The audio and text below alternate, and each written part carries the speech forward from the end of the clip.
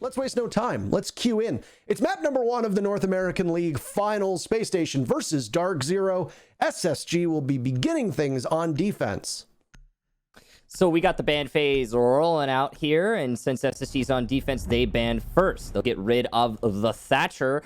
I think if you've been paying any attention to competitive Rainbow Six in recent history, you'll note that as just about the most standard thing that could happen in the ban phase.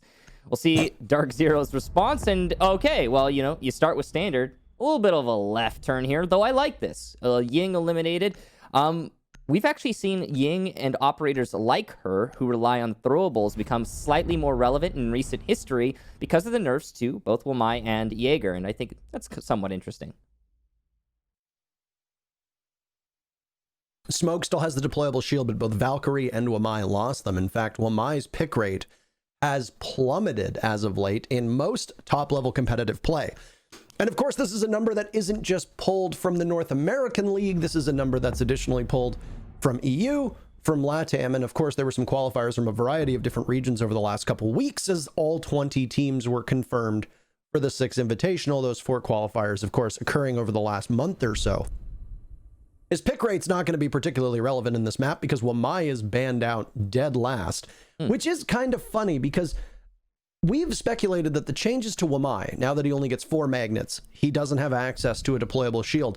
These hurt his power significantly, and yet he's still taking up a spot on the bans. Now, as somebody, Michael, who plays at a top level and has been very involved with FPL and has actually been casting it quite a lot, which I've been enjoying a ton, do you think that Wamai's bans are done because there's just really no other defender that's worthy of a ban to his level, and that even though he's been nerfed, he's still stronger than the others? Or do you think this is just teams falling back on comfortable strats to ban him out? Or do you think it might be something else entirely?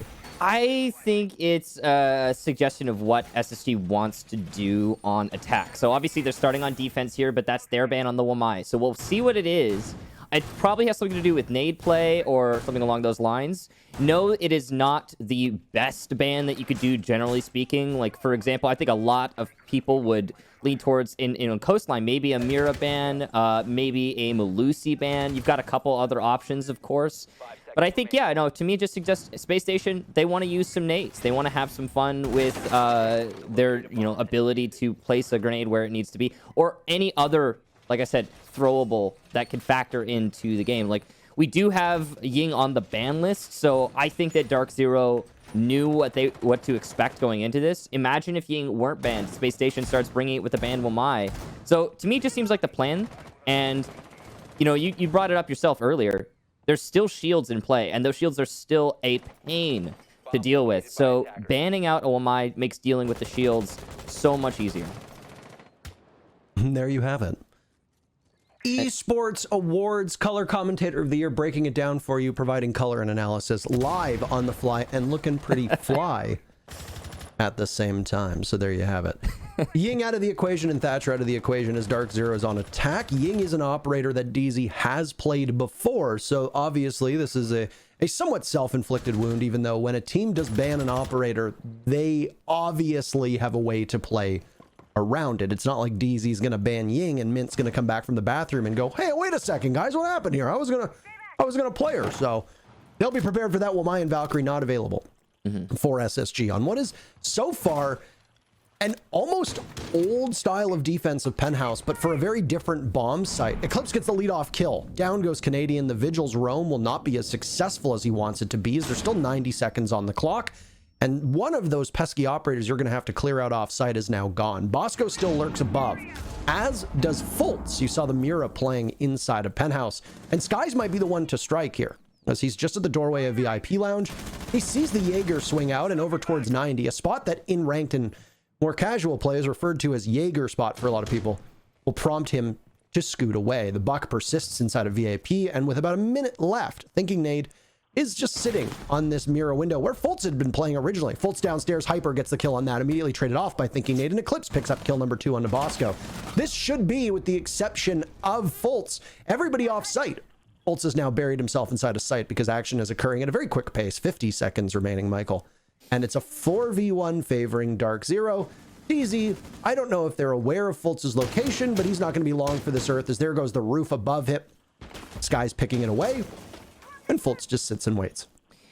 Yeah, one thing I want everybody to put their focus on right now is the patience on DarkZero. You'll note, of course, as Parker mentioned, it's a 1v4, but DZ, with only 25 seconds left, they're using their time, trying to figure out what they're dealing with and not just rushing into the site to die. It almost gave an opportunity to Fultz. If he had landed the shot on Mint there, we would have seen a 1v2. That could have been something, but Mint will shut him down, and DZ will take round number 1. A great start to that round, and it just cascaded into more successes. Most of that coming down to the top floor clear that DarkZero rolled out. Space Station set up pretty well, I would say. Their play on 90, their play in the theater was, I think, well considered. However, they just were unable to win the fights when it came down to it. And you have situations like, for example, your player and projector on a mirror window, dying regardless of having the mirror window advantage. That's down to the diligence of DZ going for those pre-fires, aware of what they're dealing with. It's practice shining through.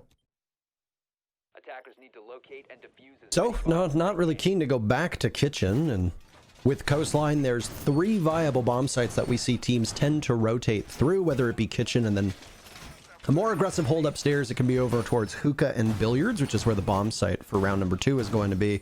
Or even down below this bomb site, which is the double bars. So Blue Bar and Sunrise, in which teams will hold it in a variety of ways. Some teams will try to nestle in towards the 2 bomb sites and maybe have 1 or 2 roamers up above inside of where hookah is right now. Might have somebody playing over by kitchen. You can still hold lobby with the double bars. Almost every single defense is going to have a team play towards this side of the map. If it's a kitchen defense, it's not uncommon to see teams try and hold cool vibe stairs or possibly even hold hookah. Ditto if it's a double bars defense. So Space Station are going to be prepared in some capacity, no matter where they go. They've blown up their team composition. Rampy on the smoke. Bosco will still roam on the Jaeger, but you can see the flexibility that both of these teams will have. Right now, obviously, it's Space Station with Fultz playing on the Maestro, as he can flex off onto any number of anchor or support roles. You'll see the same from DZ when they go on a defense, but right now, they're not in this position. Keen to be the second death for the second time in a row, or the first death for the second time in a row, is Canadian, and he gets his wish. Skies on the entry. It was Eclipse in the previous round, but Skies is the one to get the very first kill. First blood for 2 rounds in a row for DZ, and Canadian's impact now through 2 rounds has been very minimal. He's going to have to pick things up in the future, but of course, you know, just 2 rounds, that's not too bad. He can make it work. And also, you know, worth noting, Canadian is going to be a big leading figure in SSG. He will now be on cams and on comms, helping his team react to the situation. DarkZero seems to be setting up around hookah. I think they want to go for an execute. Likely to see Buck go for some skeleton key work below in Sunrise if they find anyone in the actual site. There's currently no one there. Just double checking, though. You've got smokes in play on Rampy. He's got 3 left.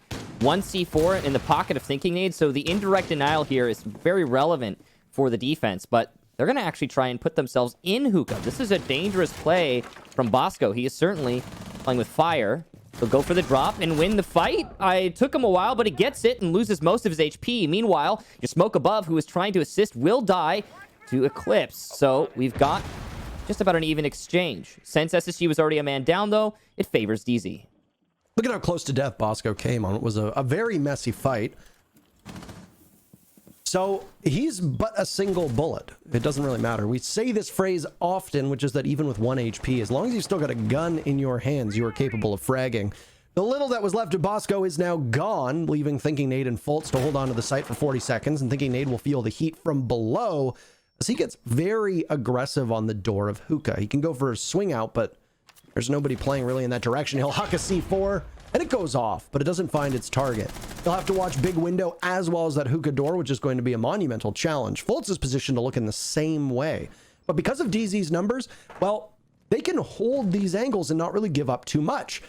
Attempting the plant appeared to be hot and cold, but he peels off. Thinking Nade down below, he could have done some serious work, but DZ, they clean up. Not a good round for SSG. In fact, 2 pretty poor rounds to start off with. Does not well, it doesn't bode well for SSG, despite them being on defense here on Coastline. DZ is now up 2-0.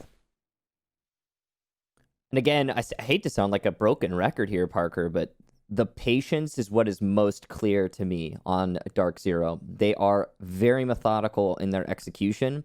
We've seen many of these rounds, DZ gets the leadoff kill, and then it still comes down to the last, 20, 30 seconds before DZ actually starts executing onto the site. So you could argue that's poor time management if you're worried about the objective play, but DZ hasn't been worried about the objective play. So far, these 2 rounds, they've gotten those early kills, and then in the last 30 seconds, they start going for the play onto the site. They're not leaving it to the end with a 5v5. It's not stressful. It's not problematic for DZ. So that patience is paying off. SSG has tried a number of things to try and address the play of DarkZero. For example, the aggressive play from Bosco in the last round when he dropped downstairs as Jaeger.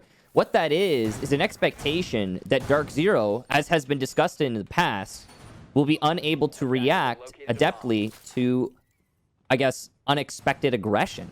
And what we're seeing right now is, I think, quite the opposite. DarkZero is handling that aggression fairly well. Now, yeah, of course, Bosco won his fight, but you mentioned it, Parker. He lost all of his HP. That's not acceptable. That's not going to give you a very good chance of winning your next one. And obviously, Bosco wasn't able to do anything after that. Well, the reason why I pointed out defense and the one thing that we'll talk about often is Coastline does tend to have one of the odd distinctions of being a very attacker-sided map. Right. Add to it the nerfs that have been made, obviously, to Jaeger, to Wamai, Valkyrie being removed, and just some overall tweaks. And if Hibana remains unbanned, as she does, and she's going to be in play here, especially in this round, as she was in the previous round in Hot and Cold's hands, she's very capable now with her changes to the X-Kairos launcher to pick apart just about any wall she sees fit. And you might not open up the entire wall, but even those 2 X-Kairos pellets, as she can now break them down from 6, 4, and 2, she can do some significant damage and just alleviate some pressure that the defense may hold. So an already attacker-favored map might skew more in favor of the attackers now, which could be, frankly, a pretty good explanation as to why DarkZero is up 2-0. They've gone back to kitchen for defense number 3, and, well, it's the very similar setup upstairs. Now, SSG's defense has been kind of set by Canadian dying early and not really wasting as much time or utility as he wanted. He was given up for free in round number 2, at least in round 1. He was able to take about 90 seconds off the clock before he perished. He's hit that point right now, and he's got Bosco on support. Now, this is the same spot that Canadian died in before, inside of Aqua, waiting behind this bar.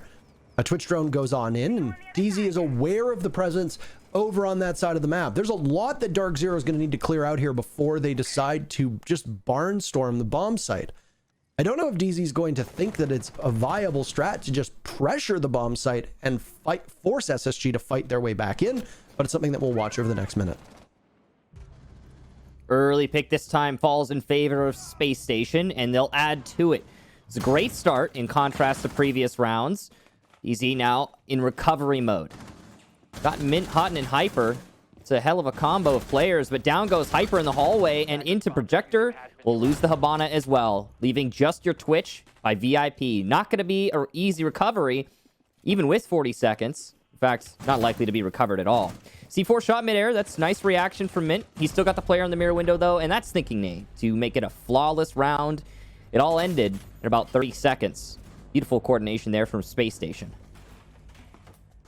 Really just one by one fights from DarkZero, not breaking their way, and ultimately SSG capitalizing off of all of that. I saw very limited refrag potential, not a lot of trades that were viable. And I mean, with the way that SSG was spread out, they could very easily isolate DarkZero on their entry. Eclipse on Repel over top of White Stairs. Was it Skies inside of VIP alone? Hot and Cold was where he was over by Penthouse, if I remember correctly. Hyper was also over by there. Yeah. DarkZero was a little bit too spread out, and it's something that we've seen from a couple teams here in North America. One of the greatest examples of that I often find is Oxygen. Oxygen is a team that will often have all 5 of their players disconnected on separate sides of the map, and their strategy will live and die off of every single one of those players being A, good enough to win duels, and B, being able to do their job largely unimpeded by the defense.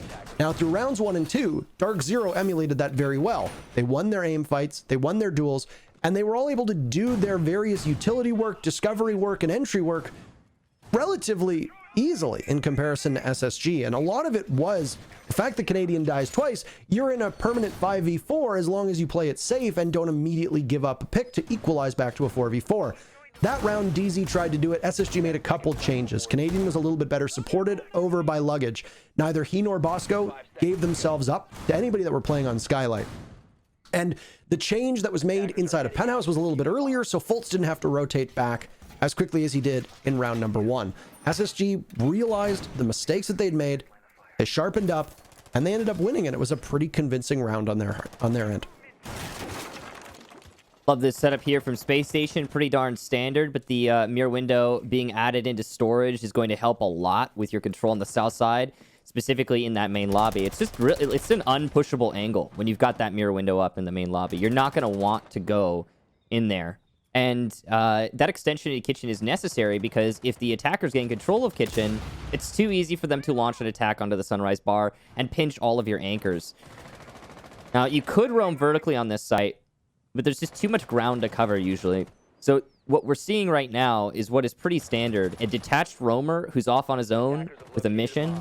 That's Canadian. He hasn't had a great time doing this kind of roam, but we'll see if this is the round where that changes. And then you'll have pretty much a horizontal roam over by office, kitchen, and security. And yeah, well, your vertical roamer's already gone. Okay, well, that's quick work there for DarkZero in a manner of speaking, as Canadian just gives up top 4 control, probably based on time, as we're just about to the 100-second mark. And this is a pretty big misconception that especially more casual and lower level players have, is that roamers are not always necessarily required to get picks. Now, it's never a bad thing for a roamer to get picks, obviously.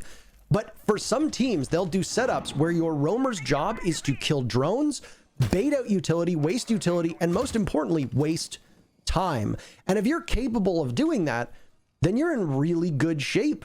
Your anchors and the people who might be coming back to the bomb site who are also roaming can capitalize off of the fact that if you single-handedly kill 4 drones, eat up a lot of utility, and eat up 2 minutes and 10 seconds on the clock, it makes everybody else's job a lot easier. Now, SSG obviously knows something that we don't, and they're going to stack up down inside of the lobby. Canadian, alongside Thinking Nate and Bosco, tried something cheeky, and ultimately it didn't work out because Canadian falls with 45 seconds remaining, pushing Eclipse towards the top of main stairs. Now, those 2 members from SSG are down below, waiting for Eclipse to see if somebody's going to blink. Bosco backs up, and some damage is done on his part.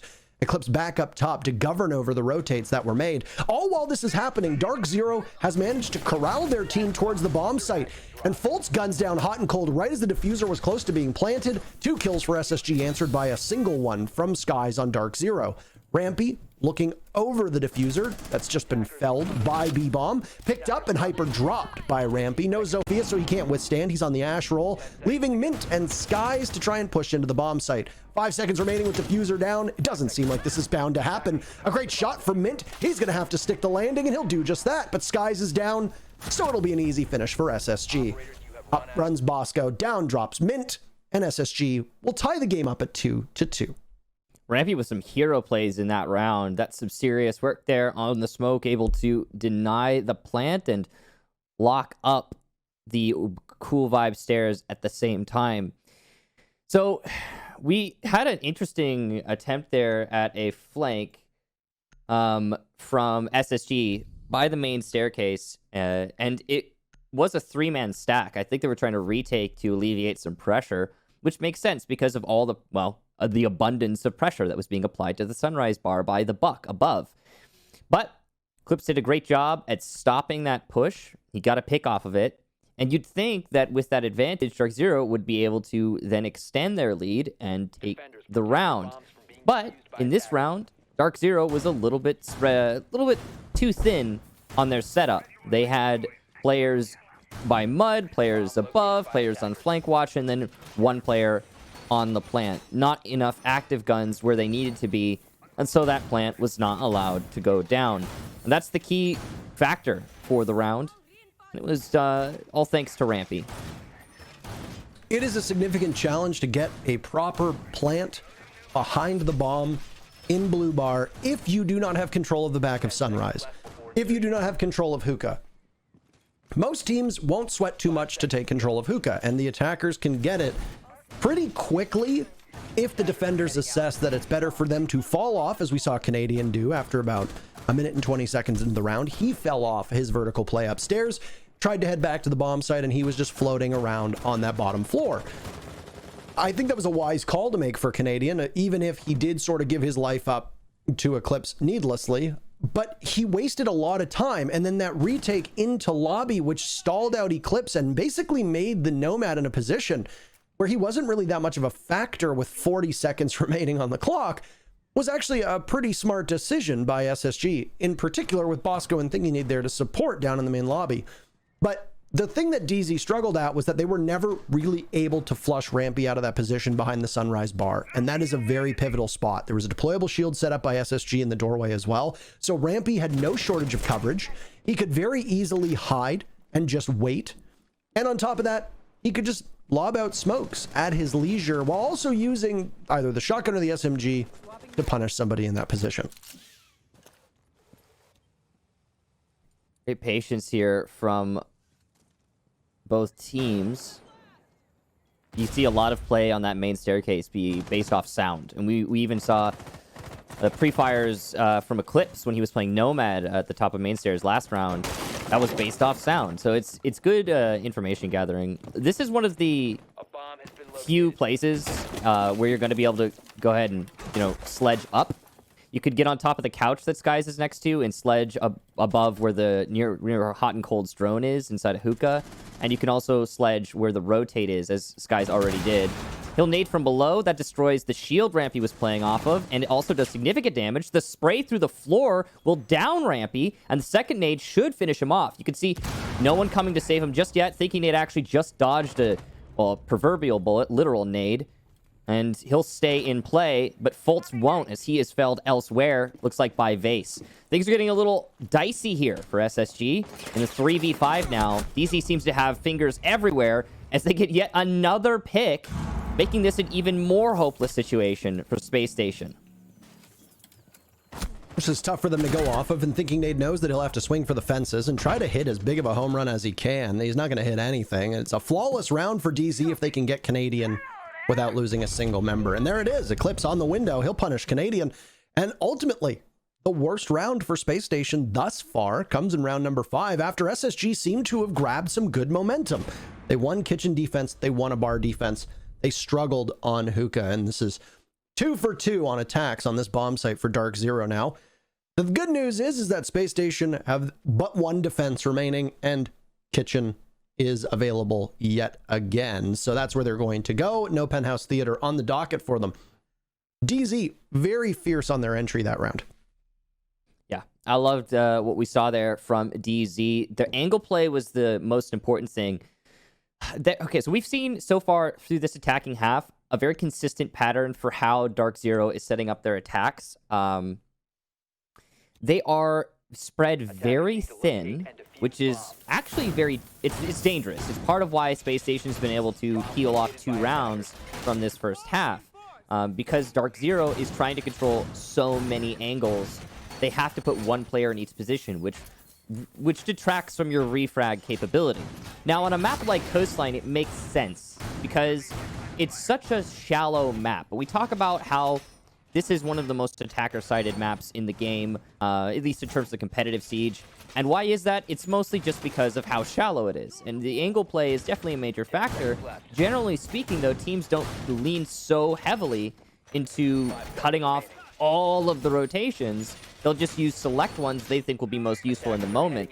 In this case, DarkZero, they're more focused on their own personal positioning than they are on being ready to refrag each other. And that is a different philosophy than than normal Siege for many other maps. But it's working here, or at least so far. If this ends in a 3-3 half, I'd say Space Station's sitting pretty well. I wouldn't be too surprised to see teams try out strats that we aren't used to them seeing for a couple reasons. One, the meta was still in a state of flux after the nerfs that came in. Zero is capable of being played, as is Tachanka, and yet neither of them have really shown up much. Additionally, we're only a couple weeks out from the 6 Invitational, and as much as the NA League finals are to crown the champion of North America, teams are going to have SI in the back of their mind as well. And both of these teams are going to be competing. In fact, all 4 teams that are playing at the NA League finals right now, with OXG and TSM playing later today, they're going to be competing at SI too. So expect to see a little bit of variation here as teams try new things out in preparation for SI and preparation for the next season of the NA League as well.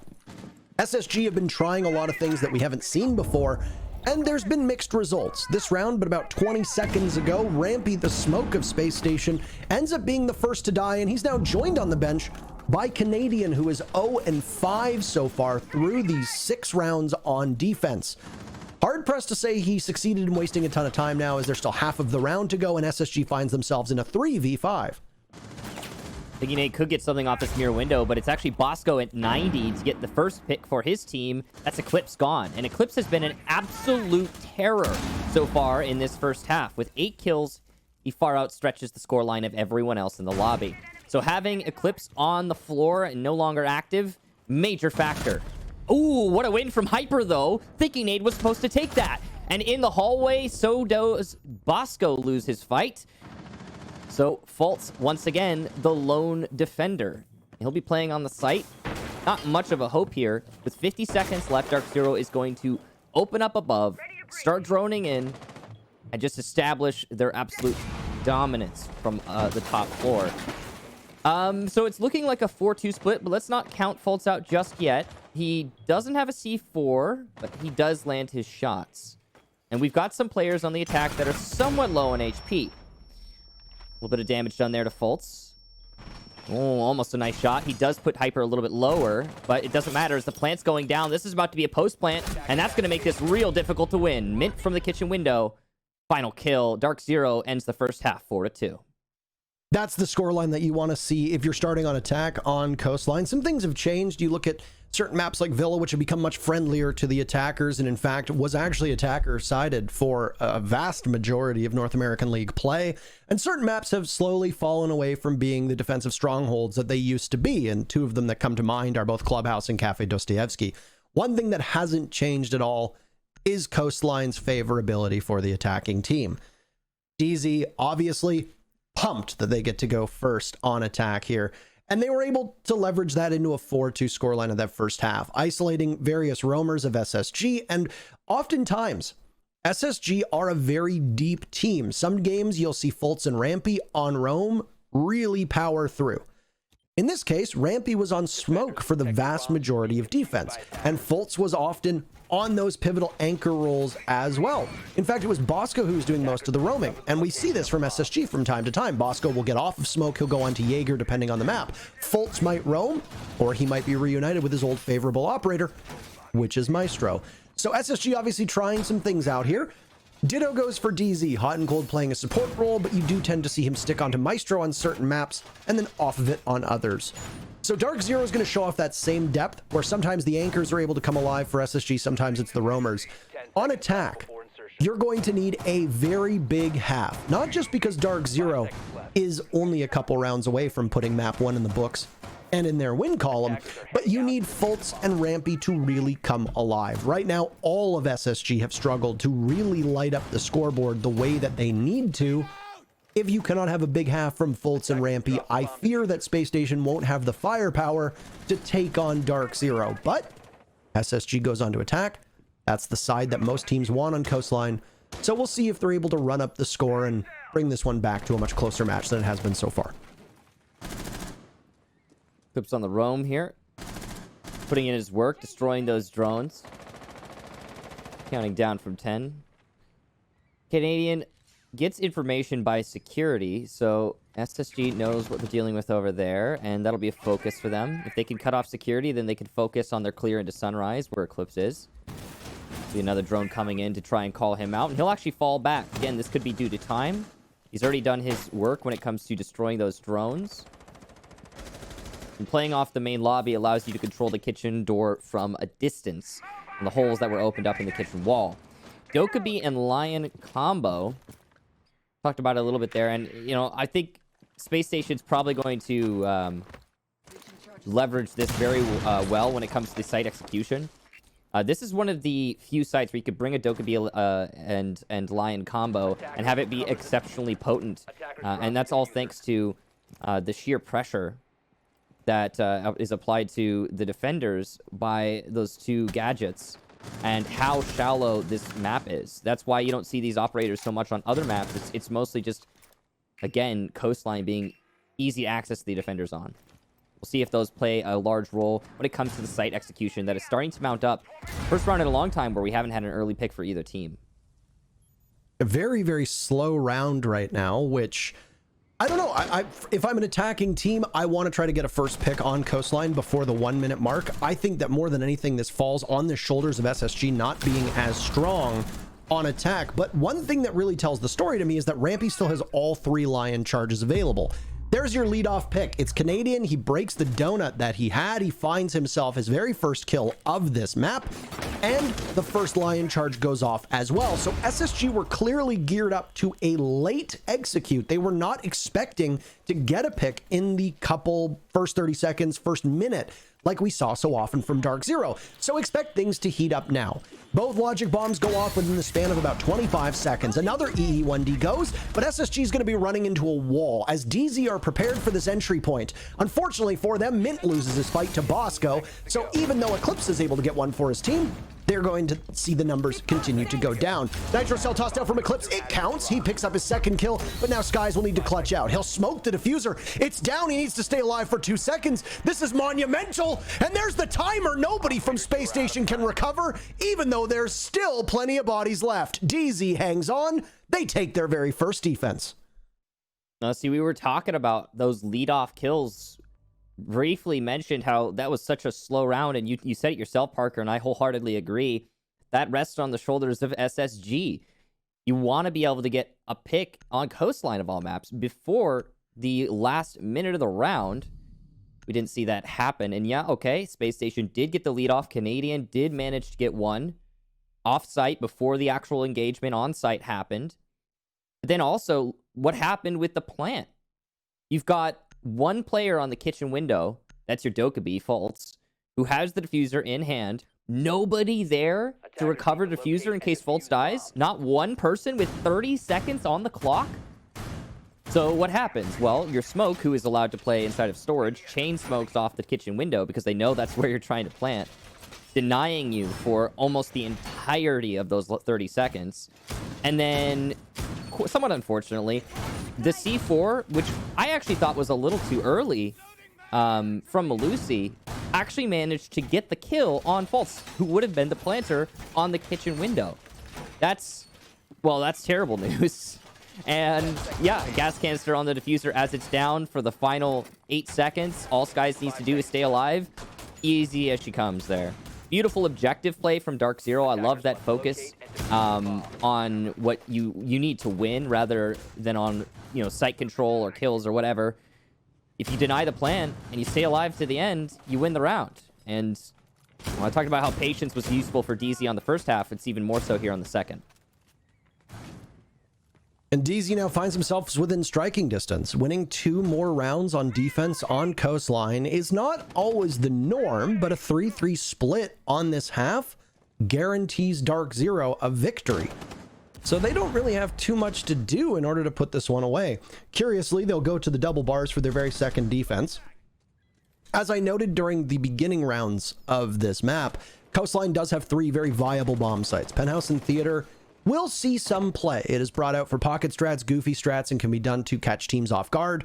But with Buck in play, with Zofia in play, and with the way that teams like to play off of the windows and take VIP, and the amount of hard breach that's in the game now, it's a significant challenge to hold that bomb site.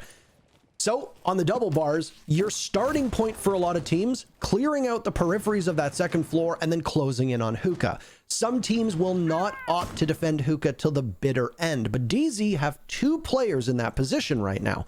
So when SSG inevitably moves in that direction, you'll have to make a judgment call. Do the players from DZ fall off, or do they persist?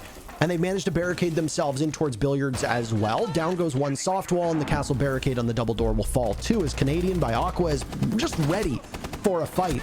UMP in hand, Mint is going to just spray blindly up towards Rampy, do some damage, but ultimately the UMP is just not good enough. It's immediately refragged by DarkZero as down goes Canadian. He tried his best inside of Aqua, and now a second body from SSG buried inside of the aquarium. It's Bosco to go down. So DZ holds an advantage, and this is a much quicker round. This time in the previous round, no deaths. So far, 3 deaths, and there's a minute still to go. That contact point of Aqua, really not favorable to the attack. They did manage to get Mint, but that's somewhere else that was over by the bar. And that's thanks to the heart destruction on the wall. Now look at this. Space Station are like, where is everybody? We need to recover this round. Somebody needs to confront us so we can get a fight and get the kills back. Here's the confrontation, and it does not fall in SSG's favor. Hyper eliminating Rampy on the main staircase. So you got Thinking Canadian Fultz. Fultz is going to use his last phone call.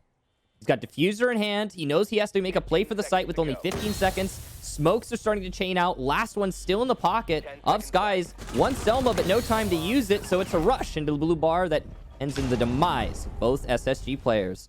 DarkZero, well-held round on the top floor. Great roam. Yes, they did lose one player, but it was certainly worth it. Lots of pugilism so far in this matchup. Diffuser yet to be planted. No objective play through 8 rounds. DarkZero, by far and away the better team so far on Coastline, looking to add to the statement that they made with their previous major victory back in the summer. And there's been a lot of conversation online about which North American team is going to head into the 6 Invitational at the strongest. Now, you look at the NA League finals, and if you want to know which team is the strongest, this is one of the best ways to do it. Right now, SSG on both attack and defense, they look quite anemic on Coastline. These are both teams that are very good at playing a free-flowing style of attack, and they can both play an unpredictable style of defense. DarkZero, I think a lot of times, took some severe criticism earlier in their tenure as a team for being a little bit too reliant on strats, and when things would go sideways, they couldn't adapt. Well, some things haven't really gone to plan for DarkZero through these 8 rounds, and yet they've been able to adapt really well, and this is something that I think they identified as their biggest weakness a couple months back, maybe even almost close to a year ago during their run during the SI back in February of 2020, and have fixed it up. And I think right now, a lot of people assume that DarkZero is going to emerge as one of the best teams in the world and NA's best team. So far, there's no reason to doubt them. I say this as the fact that we're only in map number 1, and it is Coastline, but still, DZ have put on a clinic against Space Station thus far. No, I hope they don't have to go into triage. We'll see. Clips is certainly suggesting that we might have to see that, as he's got 12 kills right now. I mentioned earlier in the broadcast how he is walking away from the rest of the lobby, and it certainly seems like that is not going to end anytime soon. They've also put him on Malusi of all operators, who is one of the premier fragging ops currently in competitive R6. You have to be able to land the headshot, though. Her SMG is not so fun if you're not going to land those headshots, but I can't think of a single person in this lobby who's not capable of hitting that shot when it really matters. So, DarkZero shaping up to end this one. SSG want to execute onto Hookah. You can see that. The focus is clear. They'll be putting some players downstairs, Canadian and Bosco, with the soft destruction to work from below. That's going to dislodge any roamers who would be playing in the site. Mirror window somehow persists, but it's not an easy position to play. Skies, though, is a great player, and he'll do a great job on this position, eliminating Fultz. Oh, lead-off kill for DarkZero on what is match point here for map number 1, and they get another one to add to. A push here from Skies will net the shotgun blast, and look at that. All the cards fall. DarkZero will take map number 1. I believe they would say it's all Ogre now. So that's the very first map in the books. A quick one. We launched this broadcast but an hour ago, and DarkZero are very eager to have an early day, as after this map, if they win on map number 2, then they're done until tomorrow. But boy, oh boy, what a performance from them. With the match on the line, Space Station takes it upon themselves to just barge into the bomb site without really getting much intel, and they all get punished one by one by one. A great match from Eclipse, by the way. He finishes with 13 kills through 9 rounds. That's an impressive tally, Michael, but as quickly as it began, it's over. So let's take a quick break before we get into map number 2 and a wonderful analyst segment with their snazzy suits. Don't touch that browser. We'll be right back.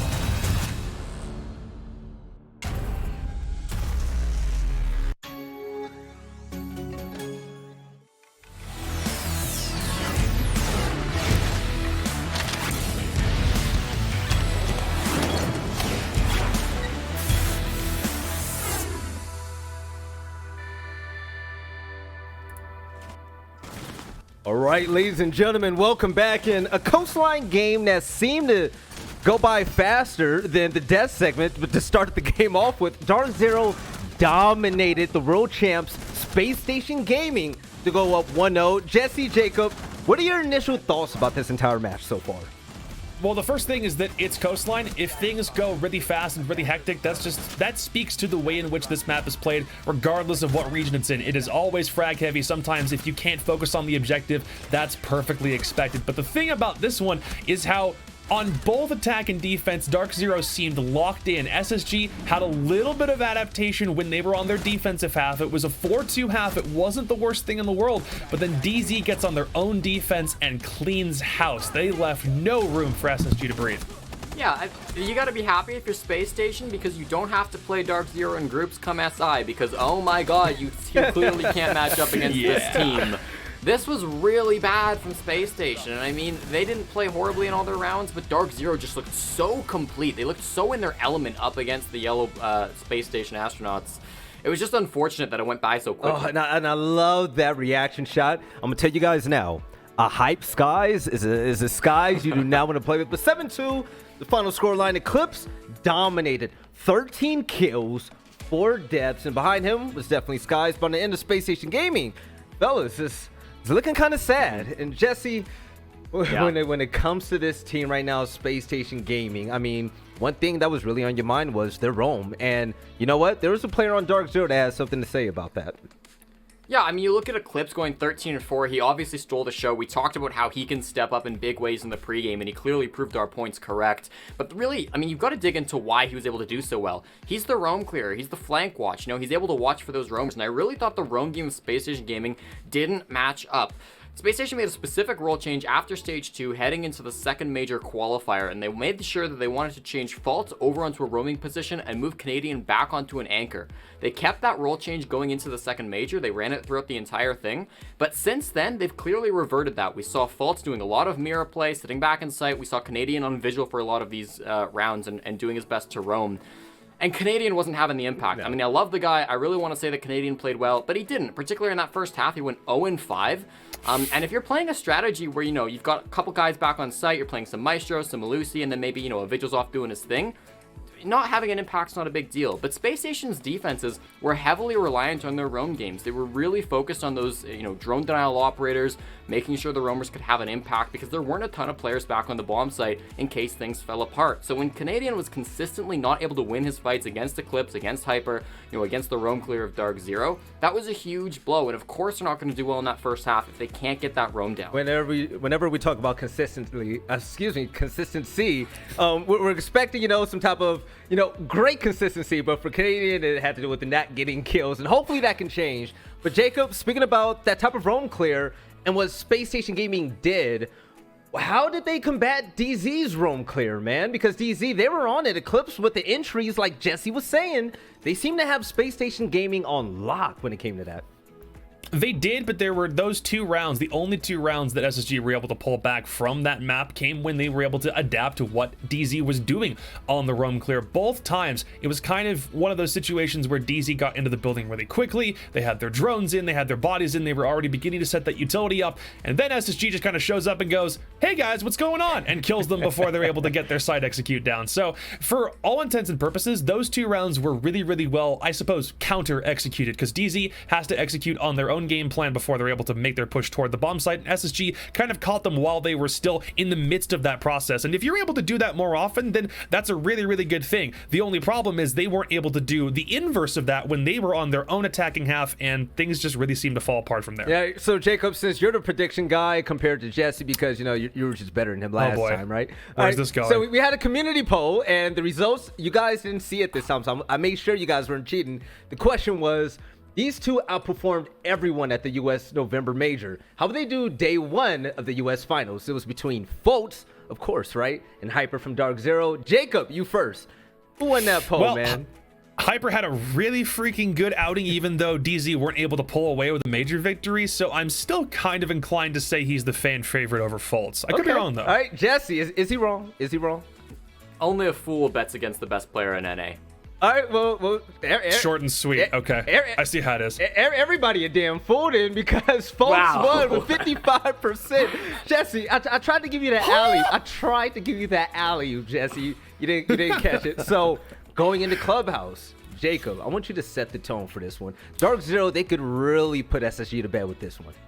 They can. I think it does go pretty far into SSG's favor, only from a historical perspective. Again, they have the head-to-head victory over DarkZero 3-1. They only played each other 4 times in all of 2020 for the North American League. So if only on that standard, you would think that SSG are still capable of winning against DarkZero, and historically also Clubhouse is their battleground. It's their plaything. They will use this map and turn it into whatever they need at a moment's notice because they know it in and out. I still believe SSG is not completely down for the count, even if they're not really playing up to standard. For this battleground alone, DarkZero play it really, really well, but this has always been the place where SSG shine. I love how you said for Space Station Gaming, Clubhouse is their little plaything. Now, Jesse, we're waiting for one player before I hit that start the game button, but before that happens, what do you need to see on Clubhouse from Space Station Gaming, man? We know that they say you don't take them here, and now that we're here, I mean, is it a guaranteed win? No, I mean, not for Space Station. I think the Space Station are really going to have to go back to their old ways, pull something out. That, that Mute Mods individual roam that they were trying to, replicate on Coastline, that can come back on Clubhouse, and that, I think, can find a little bit more success than how they were finding over on Coastline. But, Jacob says that the majority of times these 2 teams have faced each other, Space Station have won, and he's correct. But they've only played Clubhouse once, and that was a 7-4 to DarkZero. So I still think the ball's in DZ's court. They should be walking away with this, especially after how Coastline went. Maybe we'll see some curveballs, but I kind of doubt it. Jacob, he kind of came for you on that one. But ladies and gentlemen, listen, DarkZero, they can make a statement right here and right now. So let's send this over to Clubhouse. Kicks and Intero, take it away. Thank you very much. Is this it? Is this the end of the road for Space Station here at the NA League Finals, Michael? They didn't put up a very good performance on Coastline. And, I mean, you look at Clubhouse. This is a map that's been called the Dub House. I was going to say Dub the Dub House, but then I realized it probably wasn't the best use of alliteration to a certain extent. But Clubhouse was a very good map for SSG. But teams started banning it against DarkZero because it ended up being a very good map for DZ as well. So this isn't going to be a one-sided affair either way, I would guess. Do you agree with that, or do you think that my takes are as good as Caliber Jacobs? So I do agree with you. I think that this could certainly be a back and forthy kind of map. I think Clubhouse being the decider, or sorry, not the decider, being map number 2 means we might get the decider. But, I mean, we're going to have to wait and see. In recent history, both of these teams have had hit-and-miss experiences on this map. DarkZero recently beat Oxygen here. Space Station won against TSM here, lost against TSM here. It's back and forth. So we'll go ahead and let the match actually speak for itself. And as we load in, DarkZero will start on defense, Space Station on attack. We can theorize and theory craft all we want, but at the end of the day, the match is not played in our minds, it's played in the server. So whether it be SSG or DZ coming out ahead, I think there are two competing theories here, and for fans of either SSG or fans of DZ, they have something to hang their hat on. The operator bans on attack at least look very different than what we saw on Coastline. On Coastline, it was Thatcher and Ying. You look at what's on your screen right now, well, it's Kappa, Tau, and Maverick. Mira joining them is also a bit unorthodox, and then the final ban is very quick. Is this going to be a Wamai ban? No, it's a Valkyrie ban. So Wamai will be available despite his banning on Coastline. Valkyrie is the only operator who's banned in both affairs. And with Echo's recent nerfs, with Wamai's recent nerfs, we are starting to see Valk bans absolutely skyrocket because teams don't want to run a Thatcher. They don't want to run an IQ. Twitch drones aren't really looking for those black eye cams. So it's easier to just remove her from the fray. Anywho, let's get into round number one. DZ is going to be starting on defense on a map that is known for being extremely friendly to the defenders. Not as friendly as it used to be, but still defense usually has the edge. And when you look at Church and Arsenal, there are so many different ways that you can play this bomb site. You've got a Legion, you've got a Mute, you've got a Pulse. It's entirely possible with a Malusi on the board as well that DZ is going to spend quite a bit of time off site to try and waste SSG's utility before they can get in and begin their execute. Let's take a look at that. 2 bulletproof cams on the defense. DarkZero bringing Mint with the bulletproof, Hot and Cold with the bulletproof. So this is interesting because basically what they can do there is actually where they put those cams is where you would put Evil Eyes basically. Typically a better Evil Eye positioning in blue is actually on the pillar in the northwest corner, but the bulletproof camera isn't as good in that same spot, so they'll put it on front of utility, and then the other bulletproof went inside of Arsenal looking down the main hallway. So they bring 2 bulletproof cams so they don't have to bring a Maestro, and that way they can bring other operators to do other things with, like a Legion to be annoying, a Mute to facilitate a top floor roam, a Malusi to be annoying, Skies on the Pulse for information. And they've also still got impacts, but they're not going to use them to trick. In fact, Hyper will be roaming with the only set of impacts. So a very different setup from DZ. I like what I'm seeing here. It's an interesting take because it accomplishes all the things you need to accomplish with your standard setup, minus the impact tricking on the drop. And it's, well, something that I don't think many people are going to expect. So that's nice.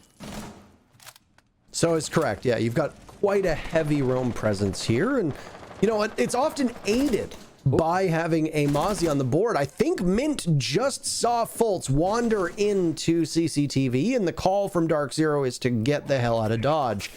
So they will retreat back towards the main floor and then also over towards blue. Eclipse still roaming upstairs as the Kaid had tried to waste some time. He's going to get baited and win the fight against Bosco. Goodness gracious. I don't think Eclipse should have been able to walk away from that one. But DZ still obviously riding a high from their coastline pummeling they gave to SSG, as that's now 2 opening picks. Thinking Nade and Bosco, not as effective as you want them to be. And with Thinking Nade going down, being the Hibana, that means that the single exothermic charge of Fultz is all you have left to deal with the 3 hatches or even the church wall, depending on where SSG wants to go. This is really, really bad this round for Space Station.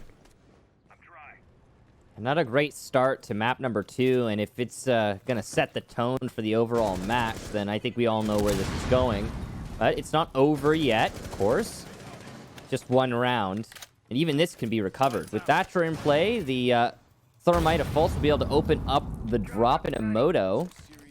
Doesn't sound like Eclipse is Kaid tricking. That's why Rampy was ready with the second EMP, but not necessary as Eclipse is playing inside of Arsenal. Fultz will get Mint, so an answer back here, although it is somewhat belated. And there's good positioning for DZ overall. Hot and Cold over in Armory will get another kill for DarkZero. And, well, the wall is getting taller here for Space Station to climb up. And it's just Rampy now. Thatcher alone against 4. He's got 30 seconds, but is he even going to get past Moto? It looks like he'll get 1 there. That's something. As Skies hits the floor, Diffuser is recoverable. but he's going to die before he can even get it. Eclipse, great angle play there, deep in Arsenal by his pulse spot, and DarkZero take round number 1. First kill and last kill for Eclipse, and that's a nice shot. TCSG is not seen as much as it used to be. It was nerfed a fair bit after the 6 Invitational, where we saw a certain Brazilian team running dual TCSGs for site setup and to do significant damage. And then after that, unfortunately, sad noises from Goyo and Kaid mains as their primary gun was nerfed, bringing the AUG and the Vector into play for Kaid and Goyo respectively. In this case, I really liked what we saw to DarkZero, the roam upstairs, the stall upstairs, the Electroclaw being used, and forcing SSG to try and take an engagement up in CCTV and cache, which incidentally ends up being the second bomb site that DarkZero is going to pull out, as we often see Gym and Master, which is the bomb site just on the left side of your screen. Well, it tends to be the tertiary bomb site, aka the third bomb site that shows up. Very few teams enjoy going there, because there's a lot of ways that attackers can punish you if you have even one small thing go awry. Yeah, you got to be a little creative on Gym, but talking about creativity, and I mentioned it last round, I liked the creativity we saw out of DarkZero on that bottom floor setup. It was weird because it's a familiar strategy, the way they did their utility, and yet an unfamiliar strategy because it was executed differently. So it's different utility, same effects. And those two barricades were just perfectly in sync with Mint and Hot and Cold. That was beautiful. Anyway, this time we're going to cache. This doesn't look to be anything special. One thing to note is that Mint is playing by concrete, whereas Eclipse is playing on the rafters. Usually the roles would be swapped there between your Wamai and your Jaeger. You'd have Jaeger below, Wamai above. But not so here for DarkZero. They have a different plan in mind. We've also got bandit tricking going on. So because the Thatcher is not banned, you're going to bring Thatcher instead of Maverick, because that generally makes things faster. But because you're bringing Thatcher instead of Maverick, you leave yourself exposed to things like bandit tricking, which is exactly what Hot and Cold's trying to do. But he gets the wrong. Well, he might get one of those. No, he won't get either. He does get the second from one of the sets, but the tricking does not work out as Hot and Cold wanted it to. Even though they haven't really gotten the wall open to a point where the attackers can use that to enter, it still means that the defense can't play anywhere near as confidently in that area. So there are times, and this was something that I touched upon on the coastline map to start off this affair between these two teams, was there are times where you use your utility, especially as a hard breacher. There's now 4 of which can be brought at any point. Only 3 in this map, technically, because Maverick is banned. But there are times where teams will use utility, not as an entry point, but simply as a window, or a small piece of the wall will be taken out to aid whatever breach denials on the other side. And most importantly, with what we saw out of that ace, it means that DZ cannot swing, they can't rotate through garage, because the idea is somebody from Space Station will be holding that particular angle and waiting to punish you. Downstairs, the Wamai gets spotted now as we're starting to inch ever closer to the end of round number 2, and this has been a significantly better round for Space Station, though I would say that right now the expectations for SSG are quite low after what happened on Coastline and after that very first round. They've droned out Mint downstairs, and right now he's not really that much of a factor or an influence. He's going to get swung on and do quite a bit of damage to Rampy, expecting somebody to drop from the hatch. SSG's going to need to coordinate this well, and there they go. He's there to stop any of the hard breach that would go on a construction wall. Hyper had been felled earlier on. Eclipse will join him now. So this is a better start for SSG, significantly better. 2 opening picks. They win these duels, and right now they have only 2 members of DZ that are possibly on the bomb site. Mint finally finished off from down below. There goes an EMP tossed out, and it's Hot and Cold in a 1v5. 15 seconds remaining. He sees the Zofia of Bosco swing on over. Down below he goes, and he's going to need to stop this one in its tracks. Common spot. There goes a Nitro Cell. It does some damage to Thinking Nade, but it doesn't get its target, which is Fultz. Fultz almost with the diffuser down, and Hot and Cold with a tiny bit of HP. He's going to need to creep up top of red stairs. They've got line of sight on him, and it's Thinking Nade after that diffuser had gone down in the post plant to secure the round for Space Station.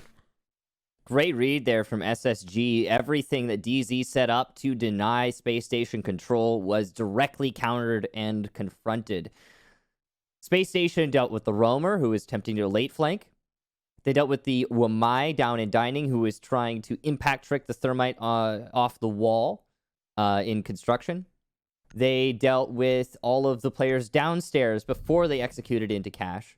And all of the anchors were ultimately, well, they just lost their fights straight up to Space Station. So all of these interesting and different things that we saw DZ pull out, which I really like a lot of the ways that they set themselves up in that round, were so well handled from Space Station. You got to be impressed by that.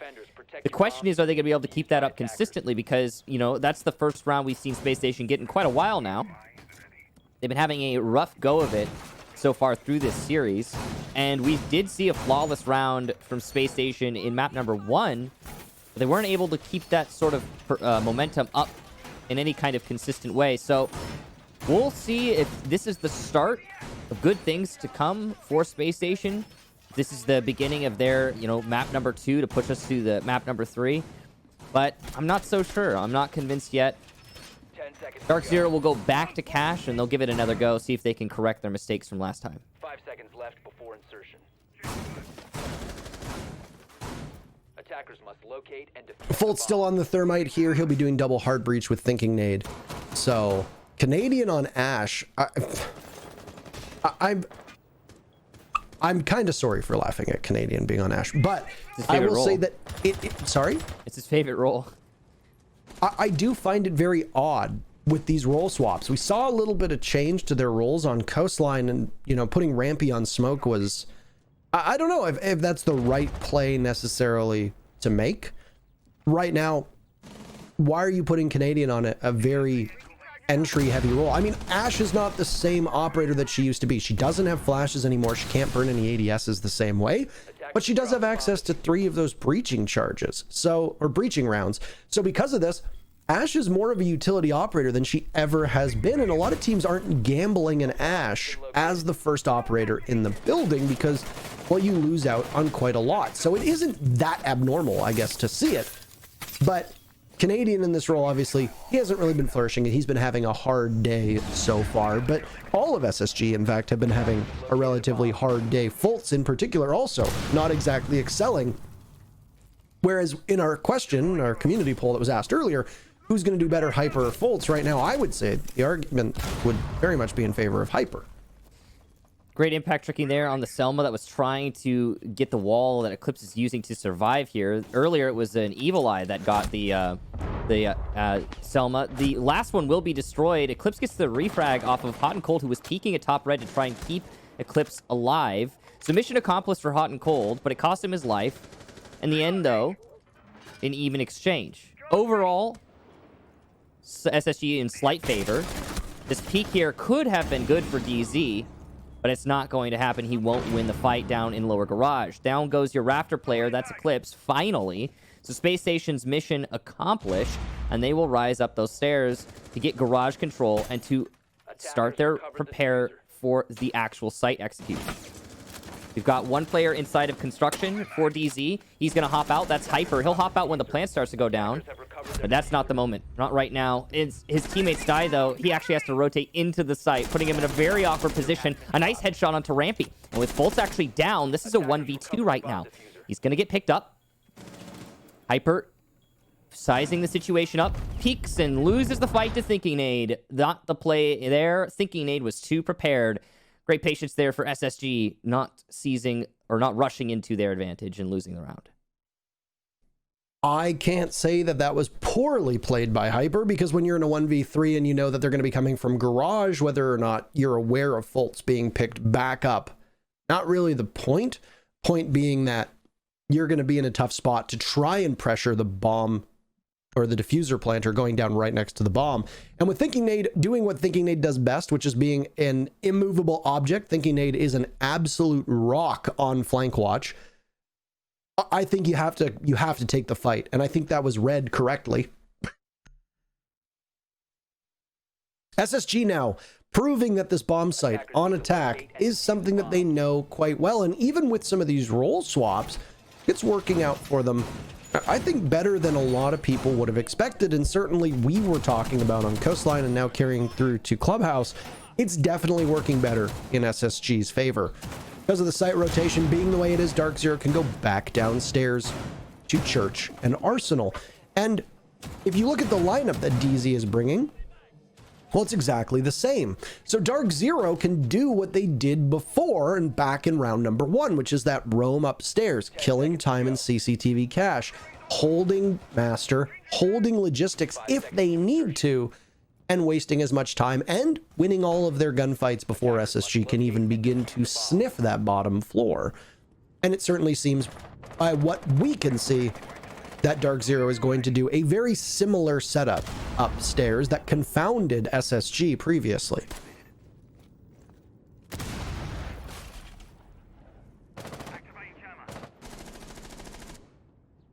Nothing special going on just yet. Space Station with some good droning on the west side, but their adversaries on the east of the top floor. Hot and Cold even trying to assist coming out of New Blue or Secret. Playing by Lounge, now Stock. He's just looking for drones, looking to see if there's anyone clearing out below. He's even got Eclipse here over by the coat hanger. So we'll see how this roam works out. So far, DZ have done a good job of delaying, but they have to be careful that they don't get corralled and cut off before they can make their way back to site. SSG trying to do that just now. Canadian in a good position. He'll give away his position by shooting that. I would assume that's a mute jammer. But with this control, he establishes and he can start his push further onto the top floor. C4 will miss, but Eclipse's shot won't. Mid does go down upstairs, though, likely still by red hallway. So that's where he was playing earlier, possibly somewhere else. Either way, oh, yeah, looks like he was cut off on the retreat through Secret. An even man count now. Hyper trying to challenge Jacuzzi Balcony. Balconies have not been friendly to him on these fights recently, and that trend is going to continue as he starts to fall back. It looks like he'll be able to make it all the way back, and he wasted a decent amount of time. The only problem is the... Oh. I don't know what happened there, but it's not good. Well, that will probably cost DZ the round. I was about to say the only problem is the HP on Hyper and Eclipse. But with Eclipse being actually officially checked out there by Hyper, that should be round number 3 for SSG. So we're looking at a really good comeback, or the really good start of a comeback here, at least in terms of the overall series for SSG. They look pretty dominant on Clubhouse thus far. DZ's going to need some time to reset. If I were them, I would take this round to do so, to just, you know, rethink how you want to handle this match overall. I mean, the gods weighed in and decided that there needed to be a sacrifice, human sacrifice and such. Eclipse was the one to meet that fate. Skies has been EMP'd at the bottom of Church, which means that his scanner is not going to be particularly useful. So that cardiac sensor will be put back in his pocket and all of the church wall will be opened up aplenty. Space Station obviously don't have the clear voyage that they want. They have the numbers advantage, but they're going to have to walk in, and with Fultz just barging in, taking out Skies, he can then begin to attempt to defuse. DZ are really struggling, and they're losing their gunfights as Rampy, inside of Blue, wins his duel. Hyper finds one, but he's in a 1v3, a similar situation to the previous round. And this should be easy for SSG to hold out. Pistol in hand, Hyper, a clean shot on Rampy. Diffuser down will make this a lot more difficult than it needs to be for DarkZero. I don't know how he's going to fight his way out of it, but the one thing that both of these teams are excellent at is just simply patience. And it's going to be shown right now from SSG. They're not engaging in any fights. They can just hold and wait as they reposition to watch the hatches. Hyper now losing even greater HP. He manages to take down one of Fultz. He's got 13 seconds left. Canadian's going to have to get down to get to him in time. Off falls Hyper, and while it's about to be 7 seconds, it's past the point of no return. The round will go in favor of SSG. Canadian doesn't even need the kill. But I mean, if you've seen the scoreboard today, Canadian absolutely needs the kill, and he'll get it. Round number 4 goes in favor of Space Station. That's 3 in a row for them, and they can do no worse than tie the first half. Nice try there from Hyper. You could see he was trying to make up for past mistakes. But hey, you know, imagine if there were one more body and one more trade earlier in the round. So, well, we could call that a fluke round, I'd say, with the TK on the retreat there from DZ. They also didn't handle their roam amazingly well, though DZ did get as much as they gave. So that's fine. I wouldn't call it a terrible roam, and yeah, I'm curious how DZ's going to bounce off of that one. They're not going to go back to the bottom floor. They'll go to Jim instead. Attackers need to locate and defuse as many bombs See as how they can. Jim treats them. wonder why Canadian wants to know who Legion is. Yeah, What did you say? Canadian asked in the chat who was Legion, and I'm just curious why he's curious. I mean, maybe he gunned him. Maybe. Rampy, I doubt you were playing Legion on attack, but nice try. He almost got us. No. No? Not at all? Eclipse was on Malusi.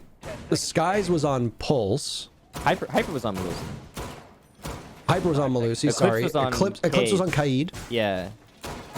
Hot and Cold would have been Legion then, wouldn't it be? Maybe. That sounds right. I do not have a foe because then Mint would have stayed on mute. Right, and I think Mint has been staying on mute. So that role hasn't changed. So yeah, no, it makes sense. It makes sense. It was either him or Skies, right? But I think it was him. Because I can't remember. Skies was Pulse, Skies so was, I know that much. You know Skies was Pulse? Okay, then yeah. I know. It was definitely hot. I would bet my house on it. It was probably hot then, yeah. But Yeah. I still wonder why he wonders. That's, I think, the more interesting point.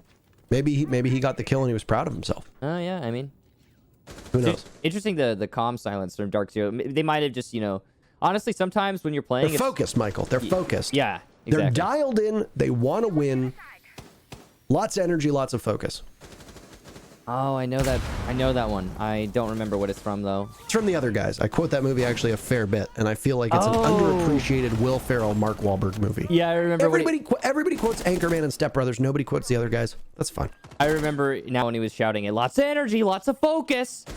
Yeah, at the start of the workday. Anyway, we'll go back into this. Interesting. I think that all of the SSG guys I think are using the dev skin. Because that's exactly what that looks like. That looks like the dev skin. What is this? Hyper has two bodies lined up at the breach hole that is open at the top of red stairs, and Eclipse will be shooting away at the ankles. SSG are just trying to storm the gates right now, but they are being rebuffed at every opportunity.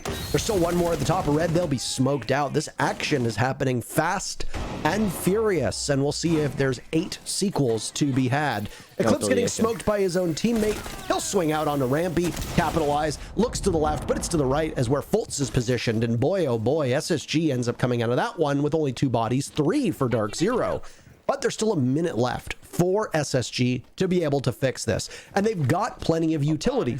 3 stuns in the hands of Thinking Nade.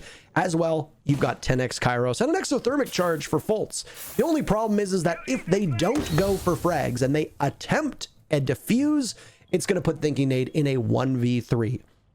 Still, that's not a bad spot to necessarily be in, but SSG now struggling with a mute jammer that's on the jacuzzi wall.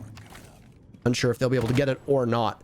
This is going to be tough because they will likely need to break in through a window, hop in, and they will be extremely vulnerable. There's 2 shotguns up for DarkZero as well. Hot and Cold, of course, has the Alda in hand, and that thing with 80 bullets can just, well, once 15 seconds hit, you can just start firing away. Equalizing, though, as down goes Mint, the mute inside of Logistics, still searching for his very first kill. 10 seconds to rush in. A great flash from Thinking Nade. He won't be able to do too much as it's Hot and Cold inside of the bathroom. He versus Fultz in a 1v1, 5 seconds remaining. Who's going to push first?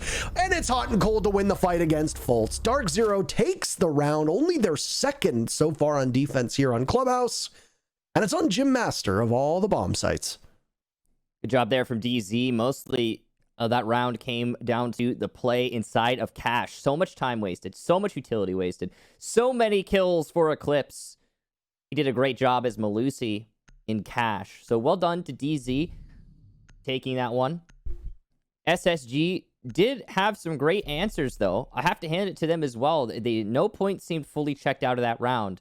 In the end, the patience and the waiting on site of those last 3 defenders was just too much for the last 2 attackers to surmount. So, well done. Again, we'll see if DZ is able to take this last round 3-3. That would be pretty solid. I think that we're in certainly a very different meta right now than we were not so long ago. The Neon Dawn has changed a lot of things, and in my assessment, we've seen a little bit more of an attacker-favored everything. Not just maps like Coastline, but every map. Not outright attacker-favored, but more than it used to be, because we used to have, what, 60, 70% defensive win rates on a lot of these maps. So to me, a 3-3 split's not crazy for either team on Clubhouse, not like it used to be. However, a 4-2 right now for SSG, that's still gonna be real good for Space Station. So DarkZero needs to take this last round. Oh, I totally agree.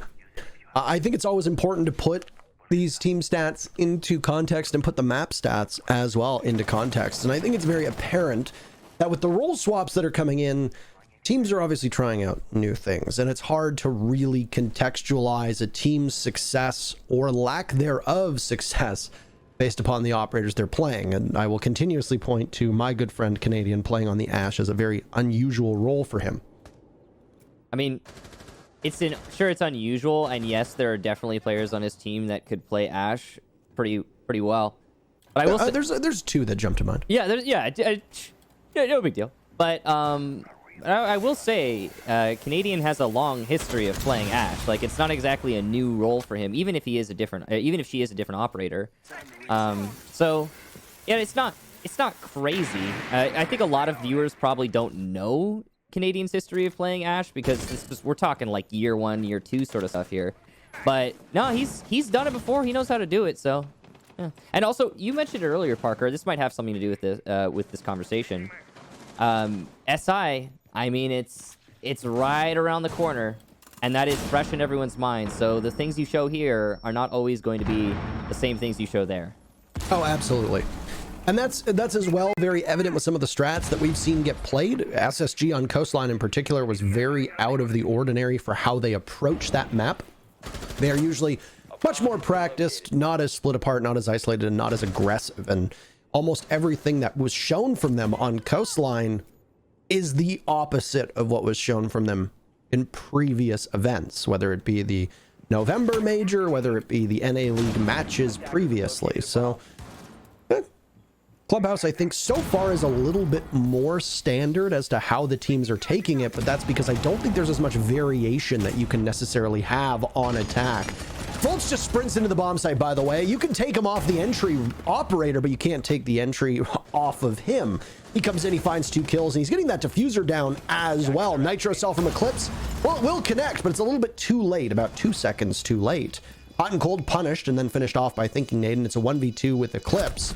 He's got the Vector in hand. He won't be able to outduel Bosco, and DZ's hopes of taking that half, or at least tying it, well, they dry up. Space Station emerges from the first half 4-2 and looked pretty good here so far on Clubhouse. Parker, if you took, a lot of people aren't going to get this, but if you took Fultz and just renamed him so nobody knew who he was, you put him in FPL and he pushed into the site like that, then he would be kicked in like 3 weeks max. Like, the pro players would complain and they'd be like, this guy just pushes into things, man. I can't. No way, this dude just swung. Come on, man. He just swung. Like, what is he thinking? Dude, Thermite just swung into sight. What's going on? So no, but that was mostly Fultz. Really assertive play there inside of Church. It was a brazen swing to be sure, but he got 2 kills off of it. So yeah, if it works, it works. So great there, great job to him. I think that DarkZero was slotted to win that. They had the utility, they had the setup. They just weren't ready for Fultz to just, well, walk on in through Moto Door. And all the better for Space Station. So a good first half, 4-2. That's super solid. And I think that DarkZero, we're looking at a unless attack is so aided by the Thatcher not being banned, that this is a totally different map, that's very realistically, it's possible. Unless that Thatcher is the factor here that's making all the difference, then we are certainly looking at a map number 3 at this point. Attackers dropped the diffuser. Attackers recovered the bomb diffuser. And it could be the Thatcher. I mean, yeah, but I mean, we see Thatcher bans on this map all the time. No, he's not banned, Parker. He's being played, is what I mean. So, yeah, I'm aware, but Thatcher being played doesn't change the fact that the attackers still had some difficulty getting the hatches and doing so quite late. So I don't know. I mean, I would defer to your wisdom and your judgment, and I will say that I do agree that Thatcher being available changes things, obviously, you know. Yeah. But at the same time, Sometimes we'll see a Thatcher get banned, but Maverick will stay up because Capitao is almost always a ban. No way. Once again, you are banished from FPL, young man. Skies is inside of the bomb site. 2 members of the defense from Space Station have fallen, and Thinking Nade comes painfully close to joining them. On the ground, slithering like a snake, is Skies, watching over towards the rest of the bomb site, but he's got a job to do. And with 30 HP, he'll go for the defuse. He and Hyper, side by side, they combined for 60 HP. Diffuser goes down, Skies will sit on top of it. Mint losing some HP as it's a retake now from SSG. A second kill comes out for Thinking Nade. As now a Nitro Cell gets tossed on over. It will not connect the way it wants. Skies punished as SSG just running on in. Hyper manages to drag 2 of them down, and it's a glorified 1v1. Mint versus Canadian, and Mint will need to break this donut that he's on in order to secure the round.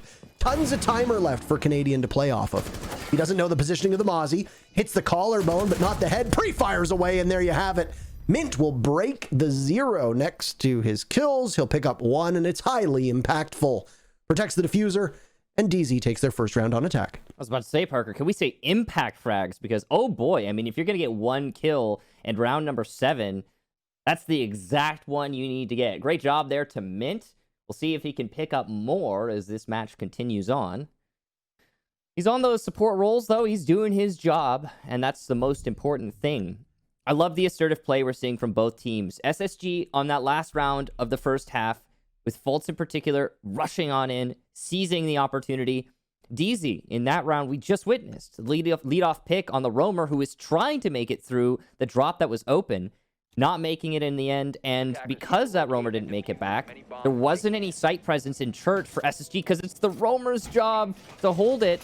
When he gets back, he's not supposed to die. So DZ counting on that, knowing what their opponent's setup looks like beforehand, having done the VOD review, and just making the play that they know is available to them. That's beautiful stuff. So a little bit of a ray of sunshine there onto DarkZero's dark map, and we'll see if that keeps going.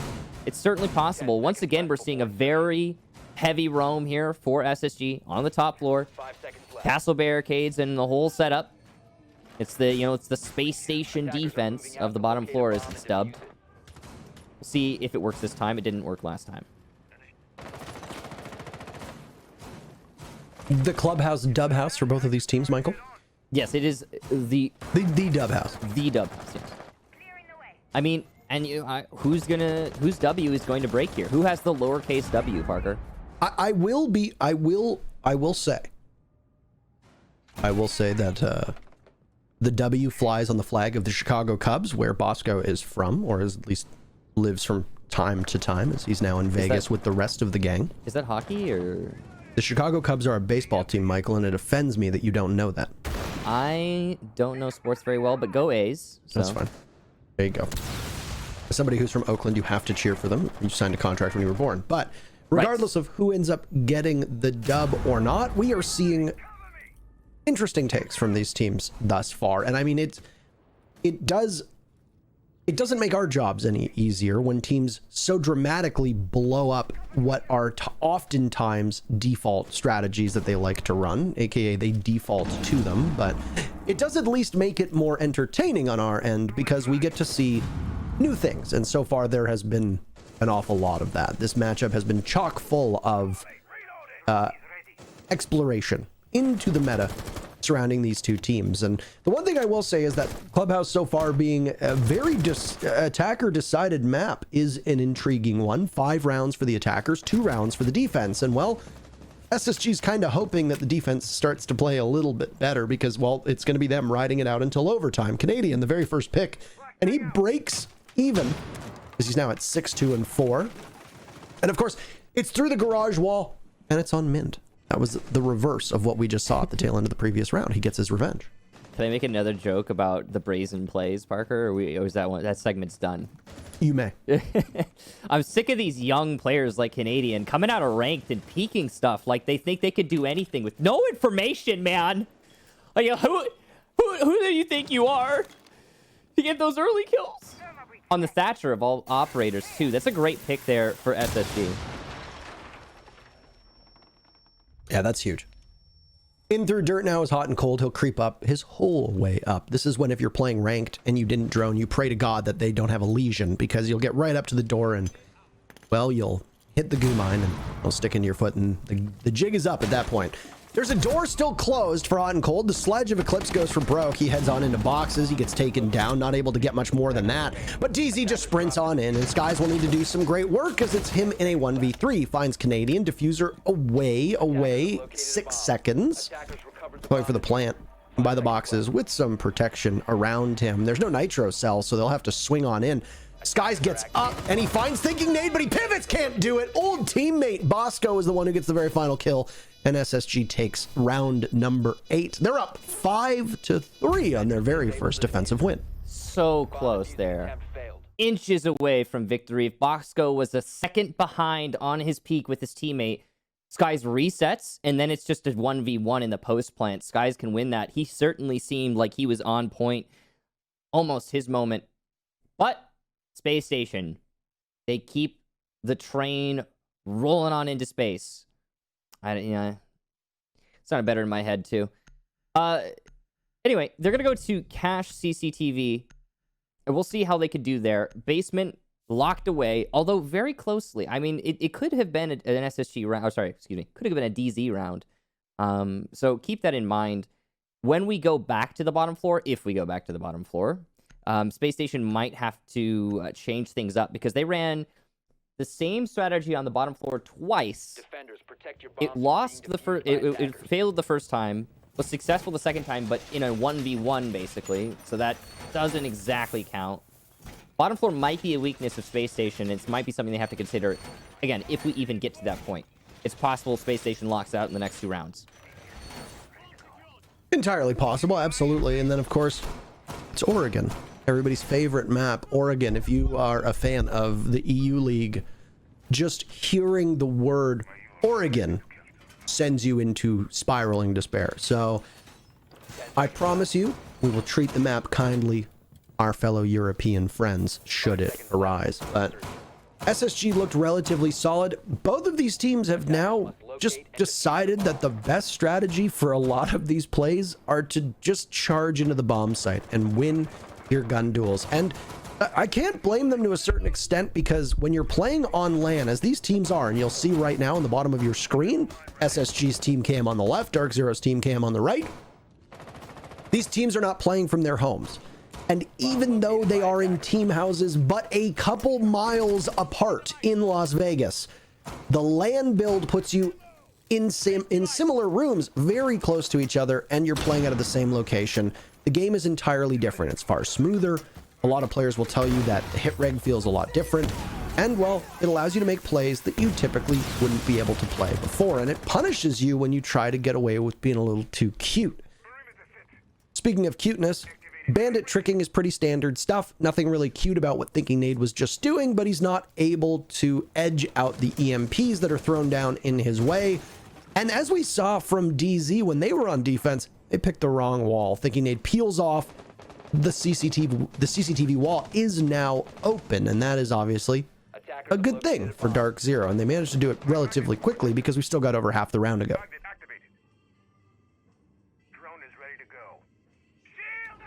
little bit of patience here, a slow roll, I guess you could say. Canadian wants to get a late flank off. He might be able to as he starts to play with the idea of ascending main stairs. DZ just setting up all the rotations they think necessary up here. Well, opening up some of the floor to put pressure on Canadian.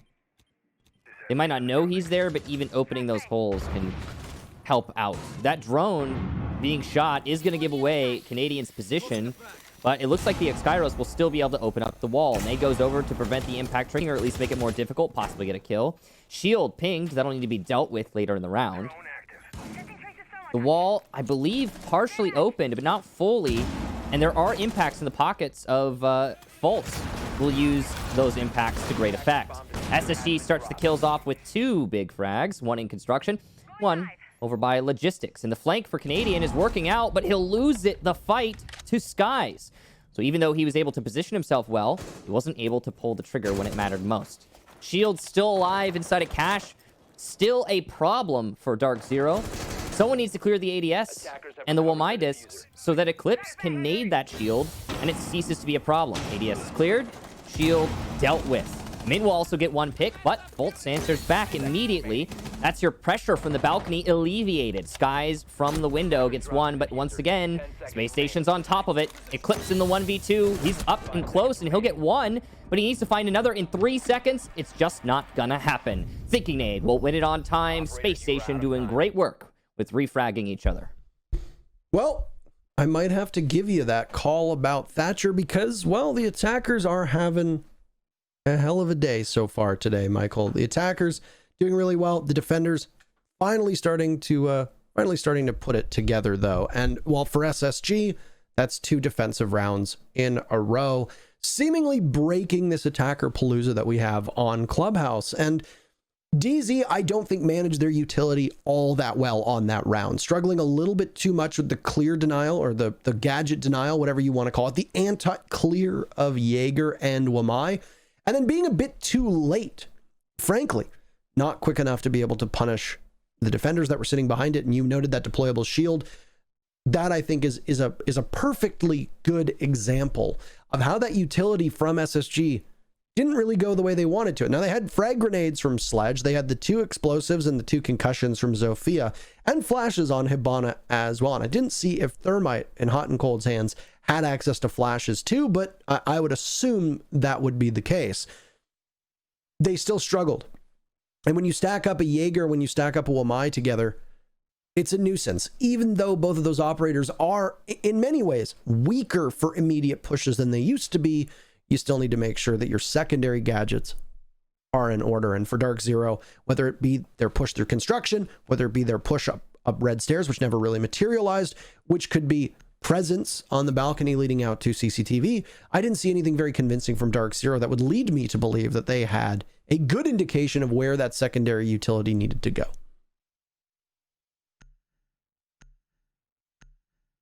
So apologies for the delay. I believe we just had a technical timeout. Get more information on that as we go. We're back now. Well, it looked like DZ called a timeout. Yeah, I'm not entirely sure. Yep, DZ timeout. And I'm not sure the nature of the timeout either, whether it was technical or otherwise, but I'm pretty sure that's what it was. But waiting for the information, it was a tactical timeout, as has been relayed. Thank you. Appreciate it. So, tactical timeouts available to these teams now, thanks to the blessed pause function, which we had for a long time on LAN environments. It's been added to online environments now, but since this is a LAN, that makes it a little bit easier. We'll go over to Gym defense here for Space Station. They're setting up their impact tricking bolts right now, making holes for himself. On this particular wall, you can impact trick from below. So that's why you see those holes set up. It's a little bit more effective because if the attackers place the hard destruction low on the wall, you can still get that hard destruction if you throw the impact below. Whereas if you throw it above, you're going to miss it.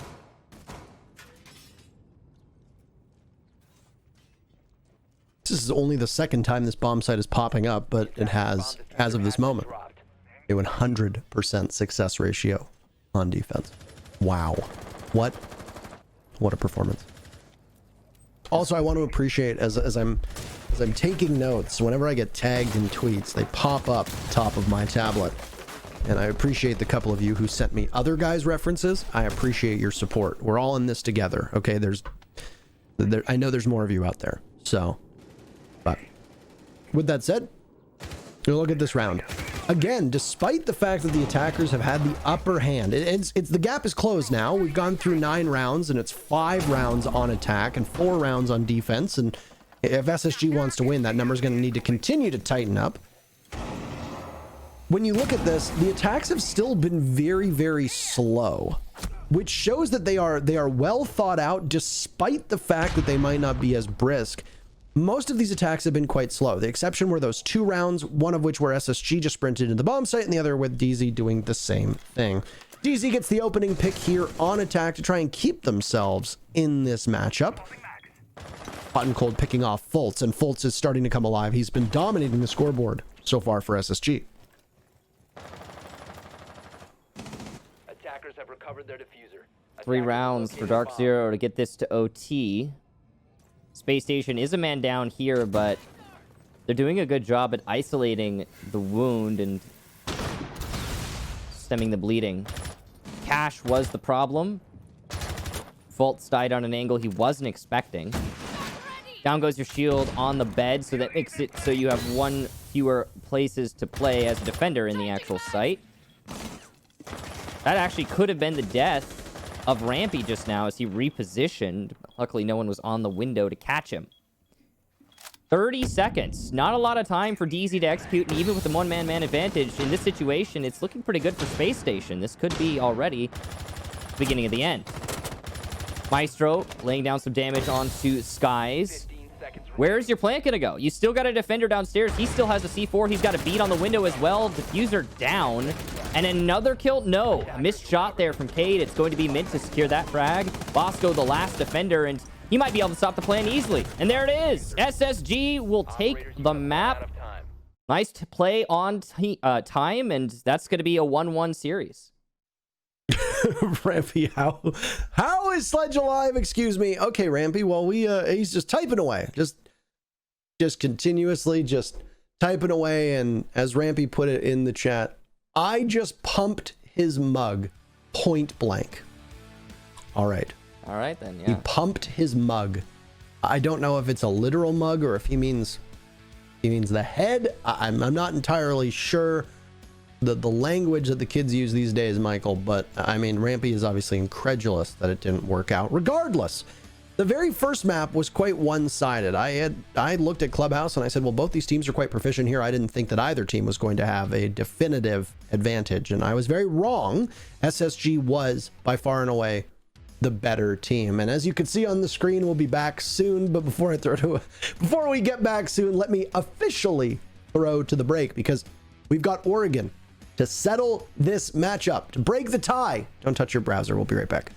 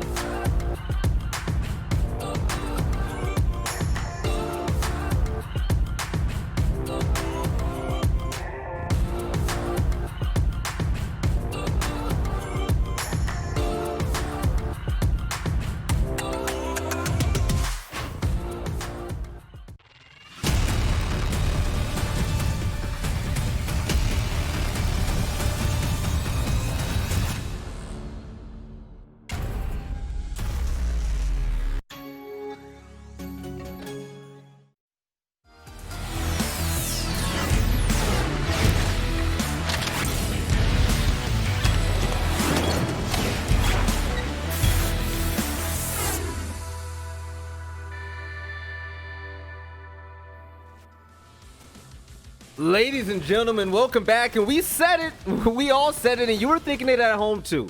You do not let Space Station Gaming go to Clubhouse, and after looking at some weird role changes, Space Station Gaming still ran through DarkZero in order to pick up their first map. And fellas, now we're going to map 3. Well, yeah, and I was right in saying that SSG were going to pick up Clubhouse. I didn't think it was going to happen like this, though. The way in which SSG were playing was unorthodox to a T. DarkZero didn't really have a response for it, because I don't even think DZ was expecting SSG to play that fast and loose with the law. But at the end of the day, they still found a way to win. It's just really weird how they did it, you know? Yeah, I mean, I think that if you're going to play Strange, this is probably a tournament to do it, right? I think that we still saw some good action, some great rounds from it, and that was my hope, you know, coming into these US finals. We sort of knew going ahead of things that, like, there are other important tournaments coming up. Obviously, the Six Invitational is close on the horizon, but if we got some good rounds on land, some 1v1s, I'd be happy, and that's kind of what we got here. Some really clutch rounds, some oofs as well, but really, I mean, I'm happy with the frags we saw. Good to see some action, and particularly from some players on SSG that we don't always get to see from. So that was nice. I think the most important thing that you called out there, Jesse, is the fact that these teams are playing on land. For those of you that are just tuning in, yeah, you know what? COVID's happening, but we found a way for these players to play on land, and it's working. Hyper, 10 kills on top for DarkZero. Didn't really matter with a score of 3-7, but Space Station Gaming, I was a little excited. Thinking 8 and folks with double digits, and Rampy right behind him with 8. Now, Jesse, when we saw Space Station Gaming take the board, we saw some row swaps this map that were just way out there compared to last map. I mean, we saw folks on Thermite running around and fragging out. And it looked like Space Station Gaming were kind of memeing, saving strats, or just trying new things before SI next month. What are your thoughts? Yeah, listen, I mean, I think last map was Coastline, right? That's a map where you already see players playing operators they don't usually play, so it was a little harder to identify. But, you know, Clubhouse is one of those maps where teams typically play the same stuff. The roles are pretty defined. And I think at this point it's pretty clear to say that Space Station are not playing the roles that they will be playing in the future. They're not playing the roles that they have been playing in the past. You know, as you mentioned, faults on Ash, but really that attacker lineup was all scrambled. I mean, nobody was really on an operator that I would expect them to be on ahead of time. So pretty unfortunate there. But you still, I mean, we got some good frags out of it, and I do want to repeat that point that they still played pretty well. The coordination was quite good. The drone game I thought was really impressive, clearing out a couple of those roamers from DarkZero. And they showed that they still own this map. They still go really hard on it. So that was nice to see. And again, it is sort of one of those things where you can kind of laugh at it, step back, and just say, you know what, they had some fun. We got some good frags out of it. We're happy. Jesse, I just want to point out one more time, man, you looking good in that suit. The blue fits you well, man. But Jacob, I want you to hit this segment that just sounds as good as you look, okay? So, DarkZero, we heard everything from Jesse, right? They couldn't respond. Everything Space Station threw at him. I mean, Canadian was running loose for opponent, well, for the majority of the map, right? DarkZero, like, what is on your mind when it comes to how they were trying to adapt to Space Station? Well, historically, SSG and DarkZero are probably two of the most coordinated, strat-heavy teams that we've ever seen, probably in the world, if nothing else, at least in the NAL. And we really knew heading into this game that that was going to be the case. We thought they were going to maybe reach into their playbooks a little bit, but not super deep to the extent that they would have been giving strats away from the Invitational. Problem is, when you have SSG playing that fast and loose and they're not really kind of sticking to their game plan, they're doing everything that DarkZero does not expect them to do, whether it be their role changes, their overall strategies, whether they're repeating the same strategy back to back on the same bomb site, like we saw, I think, 2 patented SSG roams back to back when SSG moved onto their defense, and it's just like, this is not the same pattern that you're used to seeing from them. And when DZ saw that, they didn't have a response to it. They're probably still trying to play the way that we're used to seeing them play, just not in this tournament because we're so close to the Invitational, and that is why we are heading to a map 3 ultimately. And speaking of map 3, it's going to be Oregon. This is going to be so exciting, right? Jacob, heading into Oregon, I mean, everyone's thinking it out there. We were saying it all stage 1 and stage 2. When something is thrown at DarkZero that's a little bit different than what they prepped for, they seem to fall a little bit behind. Do you think that, you know what, they're just going to scratch that and just go balls to the wall here on Oregon? Or do you think, you know, this can still be a problem with them, especially with Space Station swapping the roles and just being completely random with their lineups and composition? You can be really random, and you can also kind of play it almost like a ranked or an FPL game if you want to. I don't believe that that's something that DarkZero can really pull out of their back pocket, so to speak. They are always going to play a similar way, a similar structure all the time, because the idea is that if you can counter what your opponent's going to do, then all you have to do is be the best at that counter, and all of a sudden you're the best team in the world. But if SSG aren't going to stick to something, if they won't just take one strategy and roll with it like DZ is expecting them to, then we could very well be seeing SSG go to the grand final just because DarkZero are going to look at their strats and go, what is this, man? I don't get it. Jacob, I'm with you right there. Jesse, listen. Yeah. So, do you think DarkZero is going to run away with this dub and knock out the road champs? Or do you think Space Station Gaming with Folks on Thermite and Canadian Ash are going to run through them to take it to the championship game?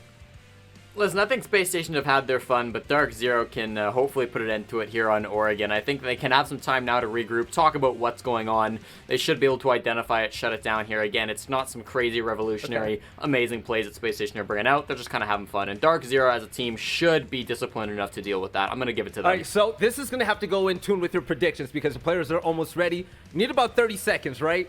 Jacob, you went for Space Station Gaming. Who needs to step up, or, you know, what do they need to do to pull out this one on Oregon? The funny part about it is I hyped up Fulton Rampy at the beginning of this game, and if you go back to the stats from Clubhouse, they were pretty neck and neck in terms of overall statistics, which they were back at the November Major, and that's probably why they were able to advance all the way to the Grand Final, was off the backs of their performance. Here's the thing, on Clubhouse, their stats were really similar, but guess who was above them? Thinking Nade. The man had more kills, he had a better overall rating, and he created more impact with so many of those plays. So I almost kind of think that SSG, in their own way, because of these really strange role shifts, are beginning to figure out who can really settle into what role, and Thinking Nade found his own groove in the midst of that Clubhouse game. So if you can keep Fulton Rampy on the same page, doing as well as it did on Clubhouse, and then you throw anyone else into the mix, in this case it happens to be Nade, they can probably still do this. Yeah, it's already over at that point. All right, Jesse, make it quick. The players are ready now. What's your final prediction, man? I think they're going to keep on doing what they've been doing. DarkZero should be able to close this one out. I want to see Eclipse back to what we saw from him on Coastline. All right, there you have it. So, ladies and gentlemen, this is it. Tiebreaker map, Space Station Gaming and DarkZero. Loser goes home. Kix and Intero, take it away. Where are we taking it? Where are we? Take it away. We could go to the grocery store. I mean, where? I'd like some raisin bread, maybe some orange juice. Yeah, those are good purchases. I mean, it's just like an excuse to get out, you know. Go. I was so he says take it away, but it's like, but we don't want it. We don't want to take anything away. We'll be careful. We want to give the match to the people, Michael. Social distancing. We want to give the match to the people. Oh, anyway, Michael, we have something to talk about. Would you like to? Oh, you want me to do it, Parker? Well, we could both do it. You could start. Okay. In case you missed it, Ubisoft does have some 6 Invitational merch to sell to you guys. It's going to be for this specific collection. So once obviously the 6 Invitational is over and they're all, you know, it's all gone, it's just no longer going to be available. So it's SI merch. You could go ahead and check it out in their store. You got a shirt, a hoodie, and a jacket. Your choice, of course, whichever you happen to want for your wardrobe. They all look pretty sweet.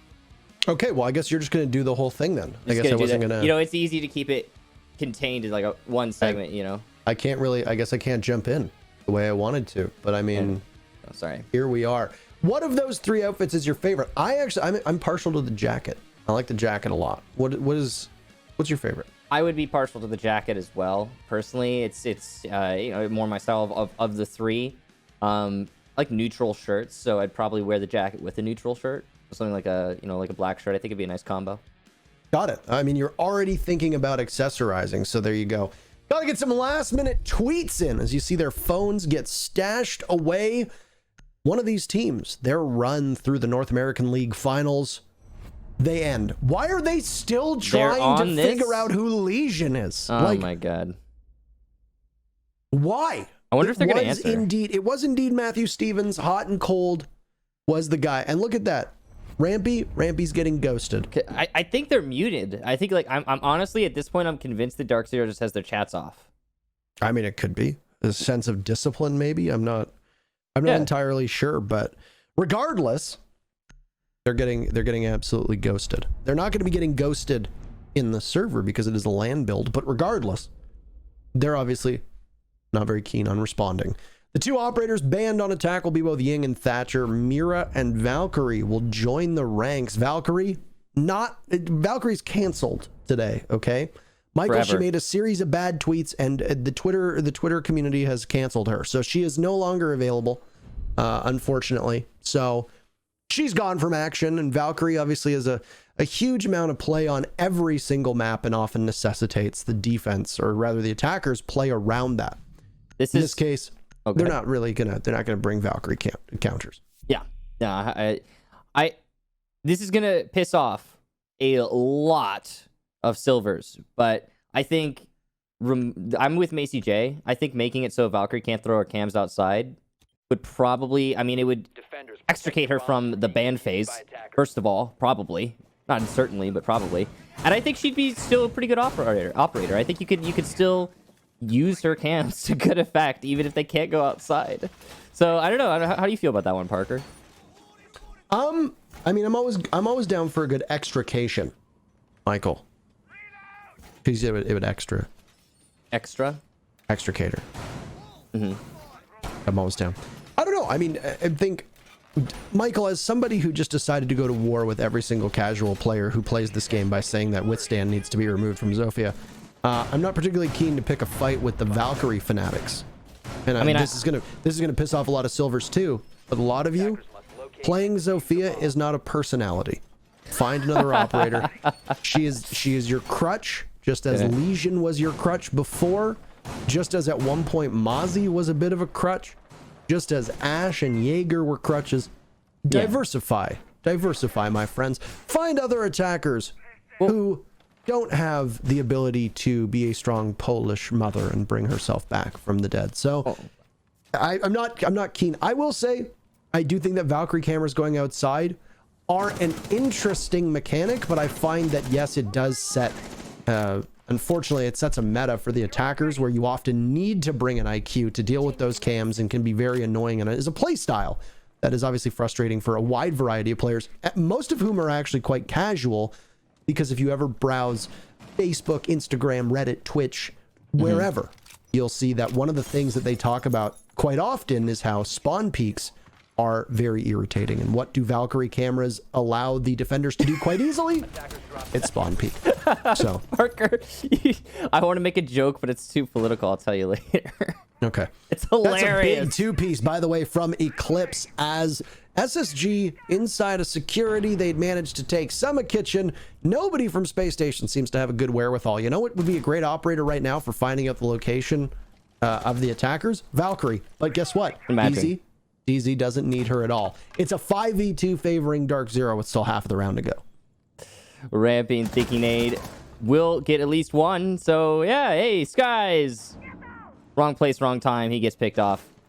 I'm not seeing much of a comeback here. Interestingly, those walls were reinforced from the get-go. DZ didn't even pretend to try and hold elbow. I was going to talk about that, but we were talking about random stupid things, and never had a chance.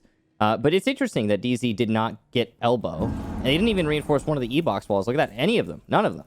Totally different setup here from DarkZero than is normal on this site.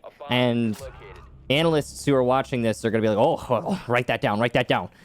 But Rampy will get a second kill. SSG, they're starting to rally, and they've got 40 seconds to execute into the site. And we've got impacts, but no C4 here. Nice damage done to Rampy, but no kill. Mid's going to have to reassess that angle. He's got to be careful. If he dies here, and it's a 2v2, things get a little sketchy. From a 2v5 to a 2v2, we don't want that if we're DZ. Nade goes in to clear out close on the freezer door, but thinking Nade's going to get flanked and finished off. DZ finally clean it up, and they'll take round number 1.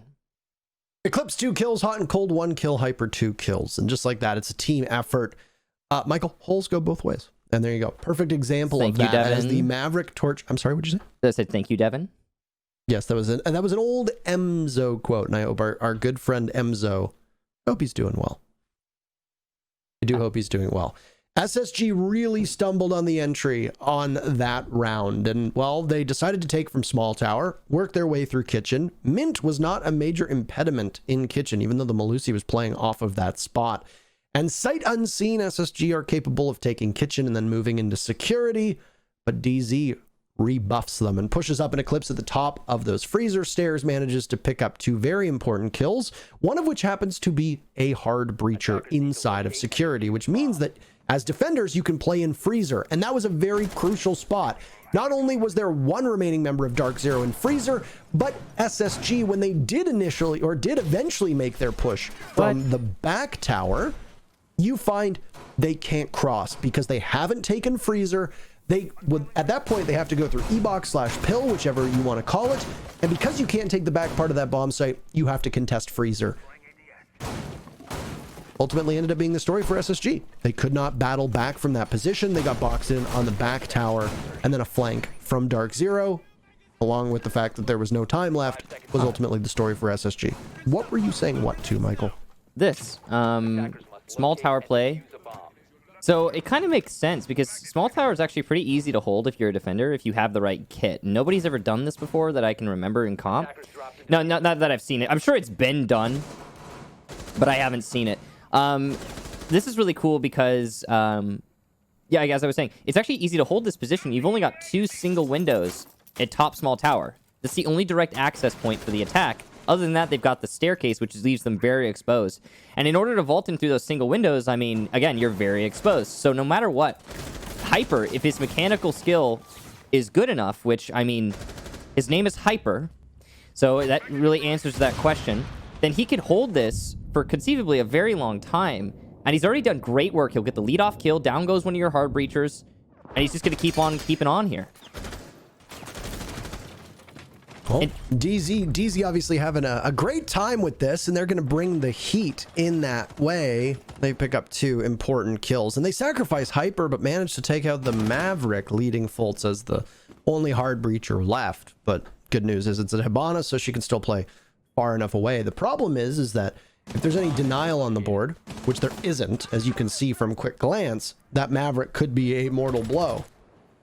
But DZ are not bringing any denial, so clearly with this being a kitchen in the mess hall defense, you're not going to see all that much that's going to stop the attackers from walking on in. Just some impact tricking, but the change to Hibana proves to be a little bit too tough for that impact grenade to handle, and Hot and Cold will have to fall off.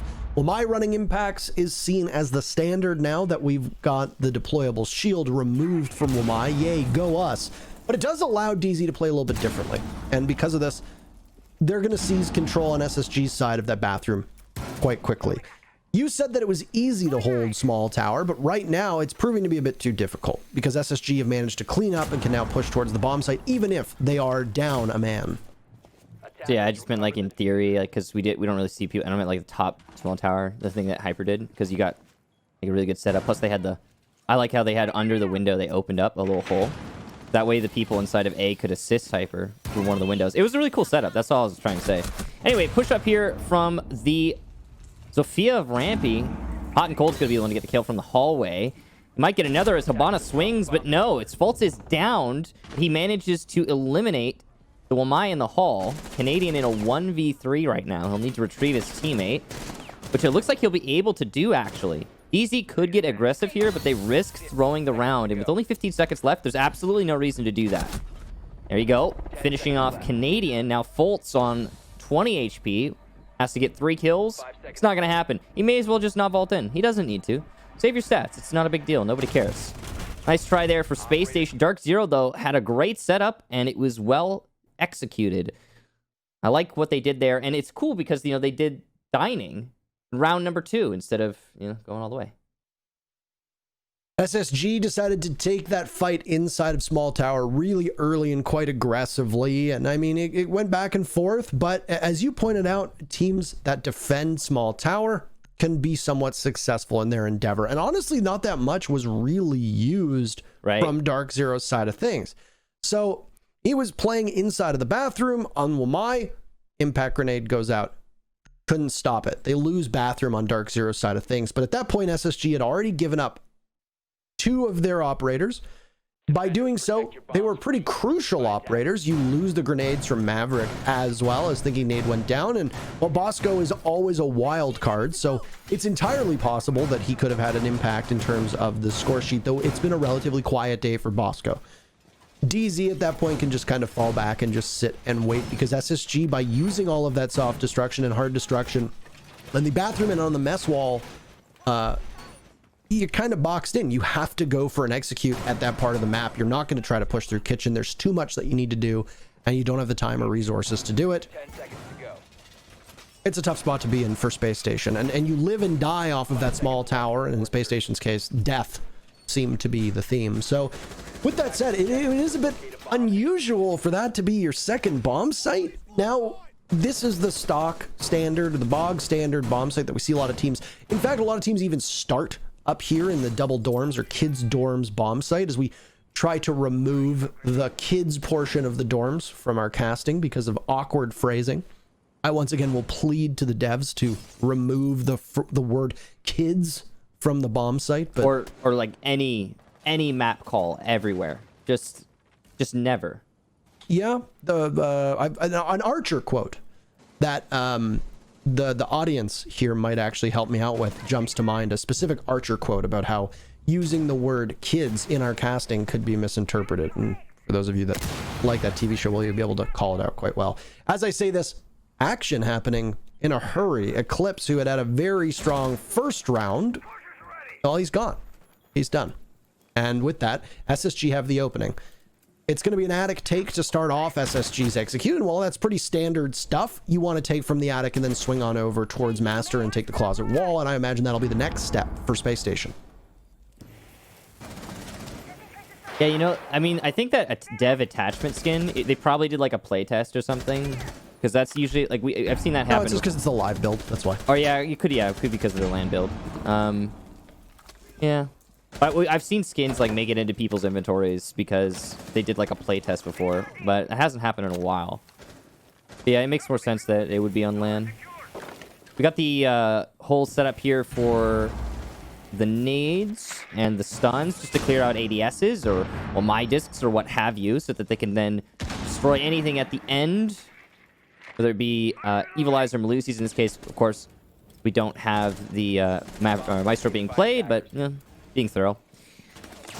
This is an aggressive peak, a very dangerous peak from Hot and Cold, but his team is a man down. So when you're a man down, you're in a position where you want to get a little bit aggressive. You sometimes want to get that kill back.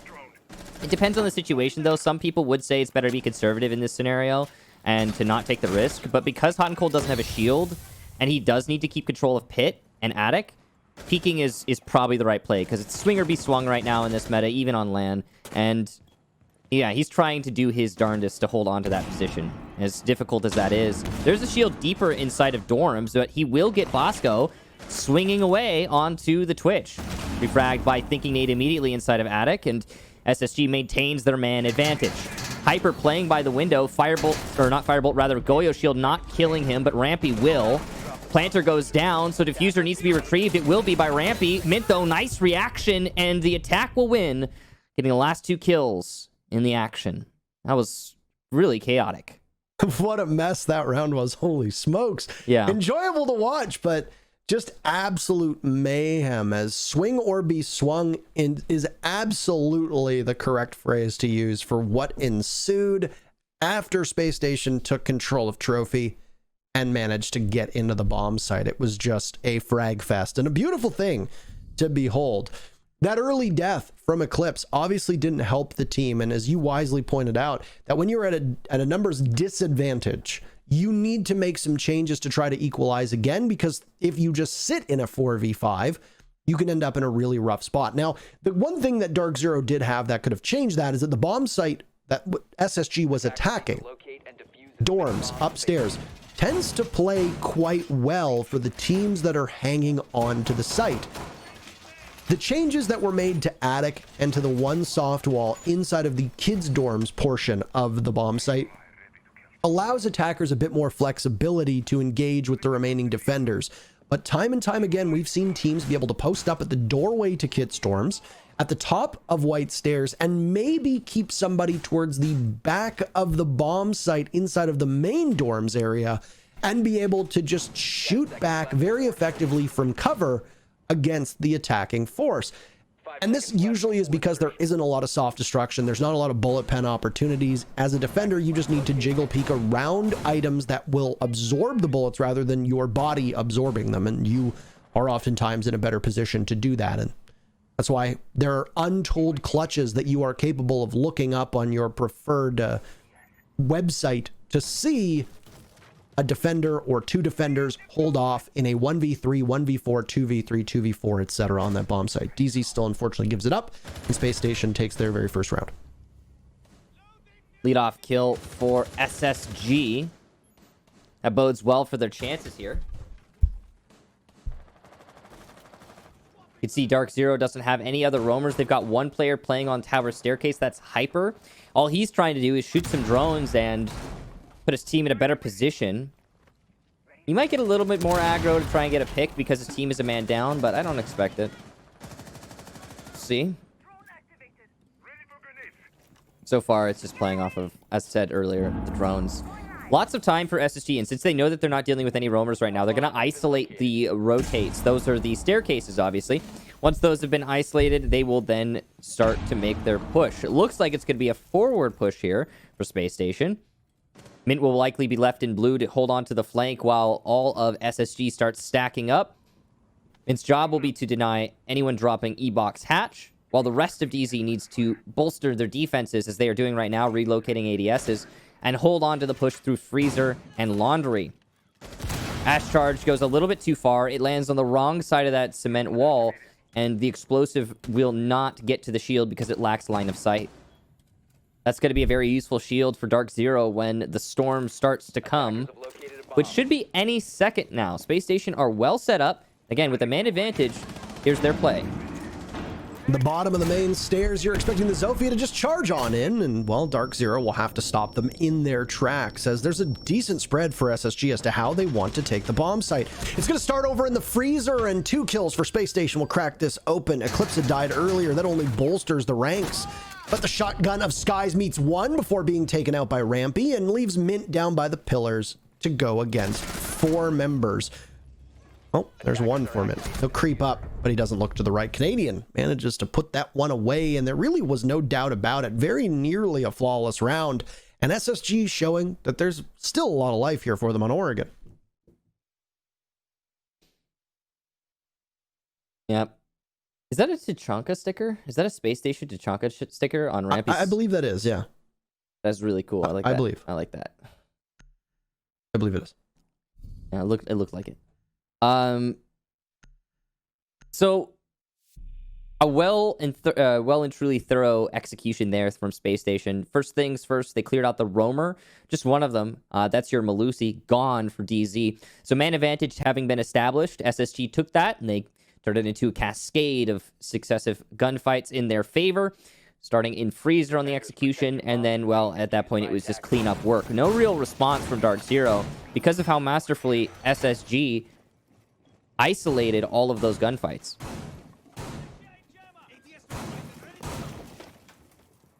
That's been a big focus of this matchup, has been how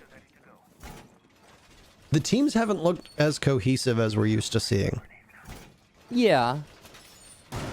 It was really obvious on Coastline to start things off with how isolated teams were playing. There was a bit more cohesion, I would say, on Clubhouse, and it definitely looked like the teams were working together effectively. But on Oregon so far, you know, it's a map that's a little bit more claustrophobic. You're clamped down.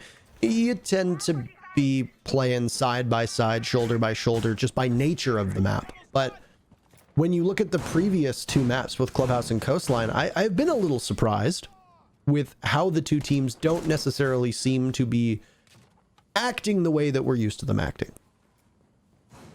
Well, now I think we all have an idea of why that might be, given the proximity of some events, but it's, you know, it is what it is. At the same time, we're still seeing good gameplay out of these teams. And I think we have seen, at least strategically, some interesting things from DarkZero, at the very least. A lot of their setups are different. This hunting, though, of the roamer upstairs, let's focus in on this for a second.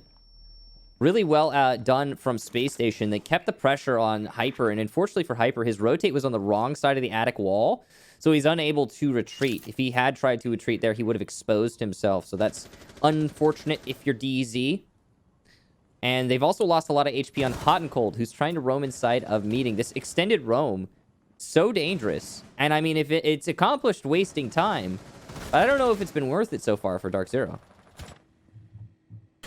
It's one of those things where I don't think in the heat of the moment we can really weigh in, but I will say it's working right now. Mint picks off Canadian as SSG seems intent to try and grab security the way that they had in a previous round. And well, it was Eclipse who was really strong in that position, but now Mint is the one who'd taken up the mantle. He's having a much better game than he has had before. He'll try to outduel the Hibana of Fultz, but ultimately doesn't manage to do too much. He gets away, and he loses HP in the process, being tracked by the Jackal.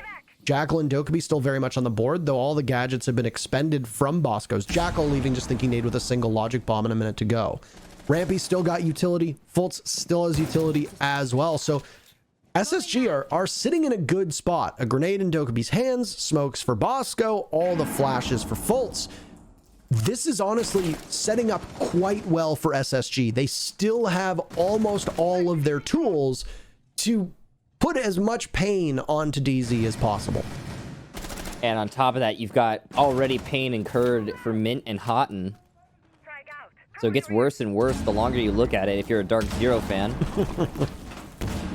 It's the push down tower stairs here for SSG, and they've got pillar control. Mint has positioned himself on elbow. It's fully reinforced, so nobody's going to be able to rotate there. But Mint's just hoping to get a pick off this.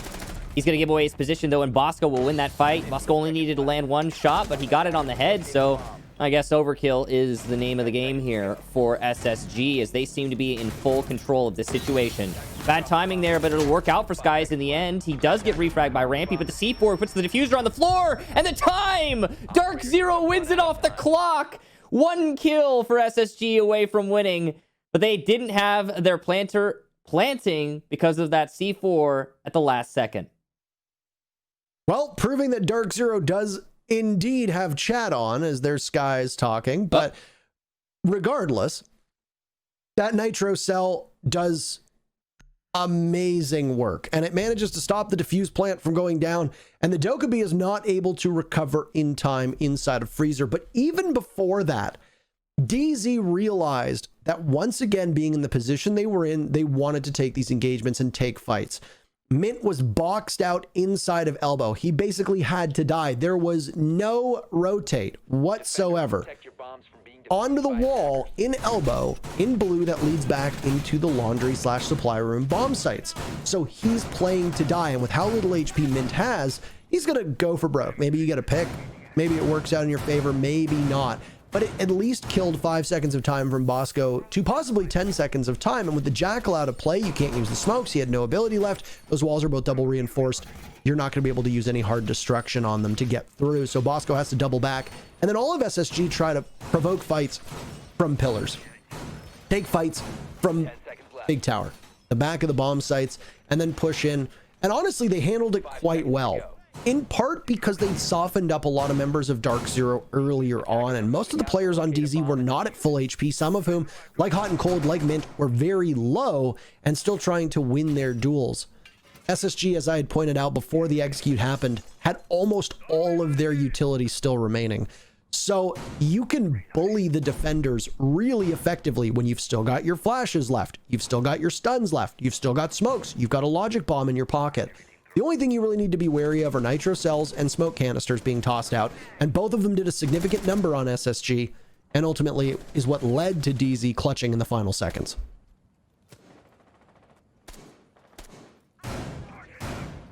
So, last round of the first half. DarkZero looking for a 4-2, SSG looking to break even. I'd say with these bans on Oregon, pressure's on DZ. They want that 4-2. We're talking about how this is not nearly as defender-sided as it used to be. No map really is. At the same time, though, Oregon is certainly one of the more defender-sided maps. So, even still, that's a consideration here for DarkZero. Wall made soft by the Maverick, and you can just kind of shoot away if you've destroyed the studs, and they've done that.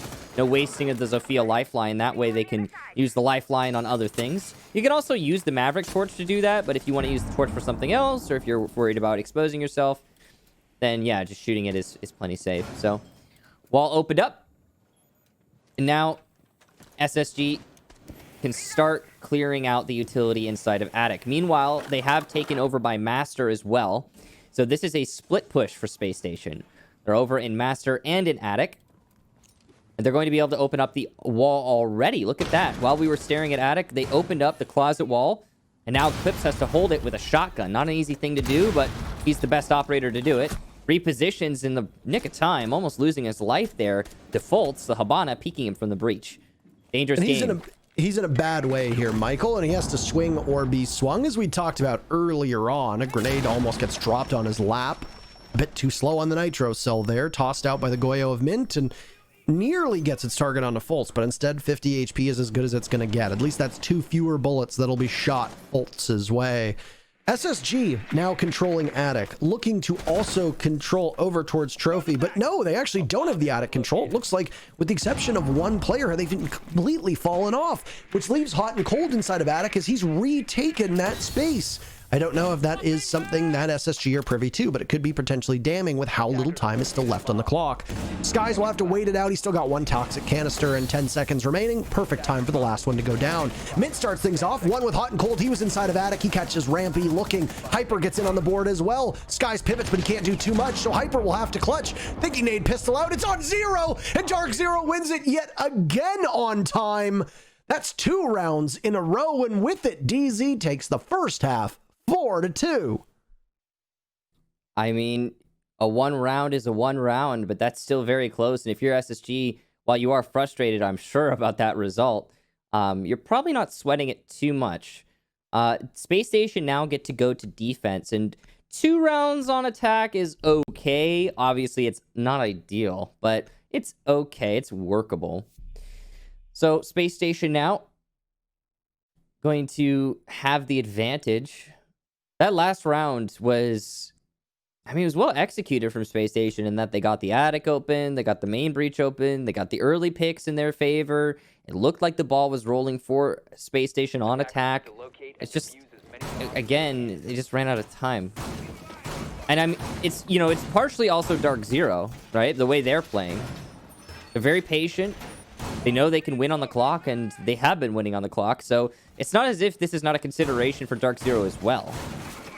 But, you know, you look at the scoreboard right now, the kills on both teams, and you don't think, I mean, you'd think that this score would be inverted in terms of rounds. So it's an odd map in the as the last one in this series we're seeing here.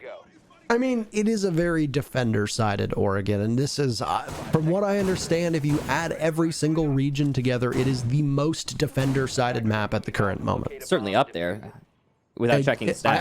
I know it was at one point when we checked. I think that would have been all the way back in the November major, but outside of that, I do believe it's the most defender-sided. It might have changed. There was a litany of gameplay that happened, what with the qualifiers going across all the different regions. Then there was the other regions, of course, having their majors as well.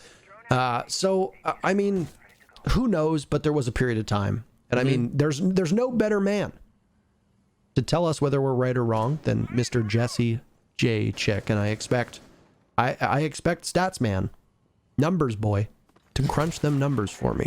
So, chop, chop, Mr. Chick. I think you're right. Give me a second to check for sure. It was actually funny yesterday because Jesse was streaming on his own personal Twitch channel yesterday. And I went to watch expecting some thrilling Rainbow Six gameplay, and he was editing an Excel spreadsheet with data and numbers, and I groaned and still secretly watched for a little bit before I then had to go for dinner. But I was very on brand for Jesse Chick. I just checked myself, and yeah, it is one of the more defender-sided maps out there. The theme park technically... Wait, did you check yourself before you wreck yourself? Evidently, Parker. It's good. bad for my health.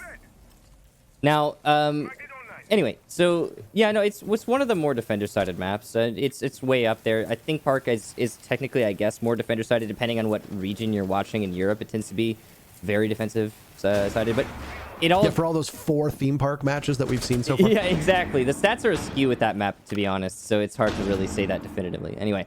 Yeah, no, it's up there. It's way up there. Well, with that said, as we talk about it quite a lot, it's not outside of the ordinary, and this will work in favor of Space Station, who will now find themselves on defense. DZ have expended a considerable amount of their utility. They're still in a decent spot to make things work. Hyper emits the smoke while he'll die for his team, but he brings Rampy down with him. So both of them are gone. Another grenade gets tossed in from E-Box. Skies drops SMG-11 in hand, but the Womai is a little bit better. 2 kills from SSG find the board. Hot and cold refrags, but it might not be enough. And he's under constant surveillance from that Maestro cam as well. So DZ find themselves boxed out. They're over by Pillar. They've got 30 seconds to go. Good news. 2 hard breachers left, meaning they can puncture that reinforcement that's stopping them at the side of E-Box. Maestro cam still needs to be dealt with.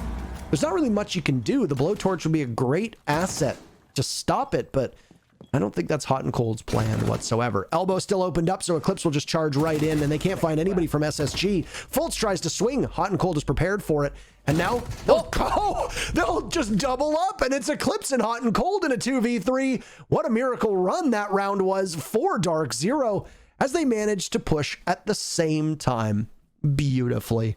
That's another round on the board for DZ. They're very first on attack, and they lead this matchup 5-2.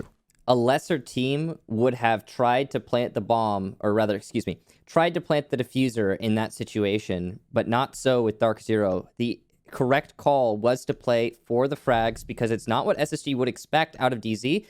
And on top of that, if they had tried to go for a plant, that's a 1v3. You're not going to win a 1v3 with a planter and, caught up doing his job. It's just not going to work for you if you're the attacking team. So DarkZero, they make the correct decision, and it works out great for them. More importantly, I have to say, when you line up like that, oh my gosh, it can be tilting.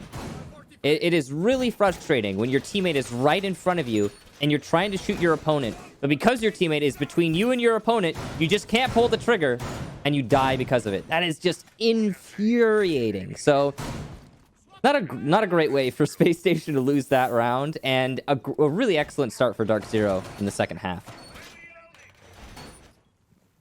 10 seconds left. Right where they want to be.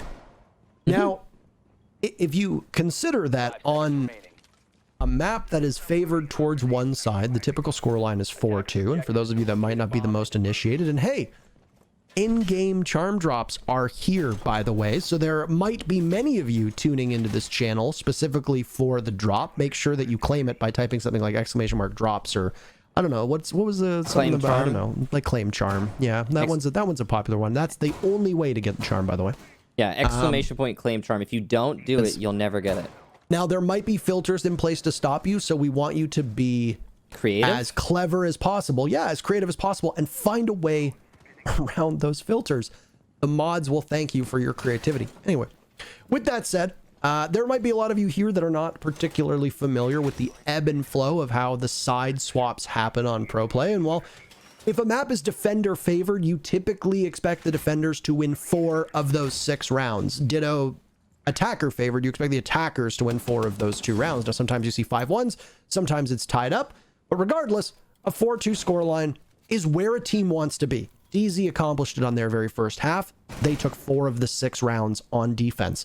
The fact that DZ's already taken 1 round on attack is quite good because they only need 1 more to essentially force overtime, lest SSG end up winning the whole map. And well, even though they got 1 round, they start off their next round on attack quite strongly. They get the opening pick. They silence Canadian before a refrag can happen from Bosco onto Eclipse. Now, the Malusi going down, obviously good. And now losing the Jaeger, also good. And it just seems like kills on kills on kills are going to happen here. There was a great shot from Bosco, by the way. But look at the operators that DZ just lost. A Zofia and a Hibana. Those are 2 crucial operators for being able to pull off and execute on the Storm's bomb site. And I honestly think that SSG is walking away in better shape from those 2 engagements.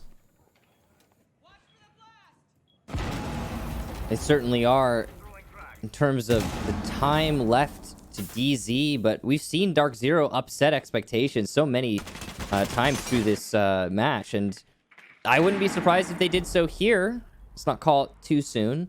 Second nade will do equal amount of damage as the first nade to the same person. Folks, losing about 30 from 2 different nades. That's not ideal if you're DZ. Obviously, you'd want that to be a kill, but it's something. Better than nothing. Hyper on Repel. Great pre-fire there. Fultz is finally down, but Skies will nade himself. Oh, he must have tried... He tried to nade from below. And then apparently there was a bug. Whatever happened... I wonder what kind of bug, like an ant? Probably. Anyway, Hyper will get 1 kill. That's the Maestro, who is surviving quite a lot. It'll finally be shut down by a rampy. Space Station will take the round. A little bit of teabagging just for good measures. Make sure the flavor's right. Yeah, you want to make sure that you want to take the teabag and you want to just bob it up and down as much as you can. So you get all the flavor. Make sure it steeps properly, right? You want to get all the flavor out. Absolutely. Exactly. It's very important that you don't drink weak tea, but also you don't drink tea that's too strong. So make sure that when you are making tea, make sure that you are teabagging an appropriate amount for the flavor you desire. Yeah, you got to make sure to, read the box if you get prepackaged tea. If you're doing loose leaf, then you're usually going to be, it's like I'll be in a bag or a tin or something like that. Those usually have instructions, or at least the person who sold it to you will be able to tell you how much. For my tea, it's usually around 6 minutes boiling water. Okay, very nice. Yeah. I've been on a big tea kick actually lately. I mean, I'm a meat and potatoes kind of guy, you know, not literally. But You're not made of meat of potatoes? No, I mean, like, when you say you're a meat and potatoes kind of guy, it means that you're very basic, you're very simple, you're very easy to please. You just you like basic stuff. You don't need anything fancy. You just need the fundamentals, you know. Yeah. The people who subsist off of an entire diet of meat and potatoes. No, I'm just like a green tea guy. That's it. That's all I drink. It's just green tea every now and then. Great for headaches and muscle aches. Peppermint tea.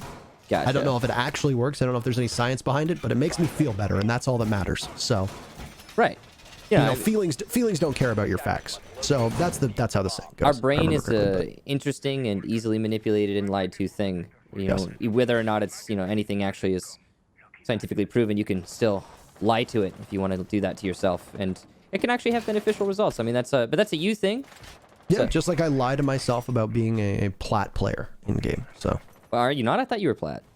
I am, but I don't play like one. Yeah. Ranked is weird this season. I haven't had a great go of it myself either. I haven't really been playing it that much. Most have been playing Siege in other capacities. A good tie into the previous round was that it wasn't exactly the greatest go from either team. That round was an utter mess, and it's actually that's pretty normal from what we've seen so far. 3 dorms defenses now, and all 3 of them have just been utter chaos, way more chaotic than anywhere else that we've seen played so far. And with this round now getting underway, SSG go back down to Laundry Supply Room. Now, they were very, very close to winning it last time. It was an insane clutch from DarkZero that ended up putting it in DZ's win column. Can we see that replicated yet again? It is technically possible. However, improbable. Usually we'll have some kind of different result. It varies in one way or another, right? Drops getting opened up here.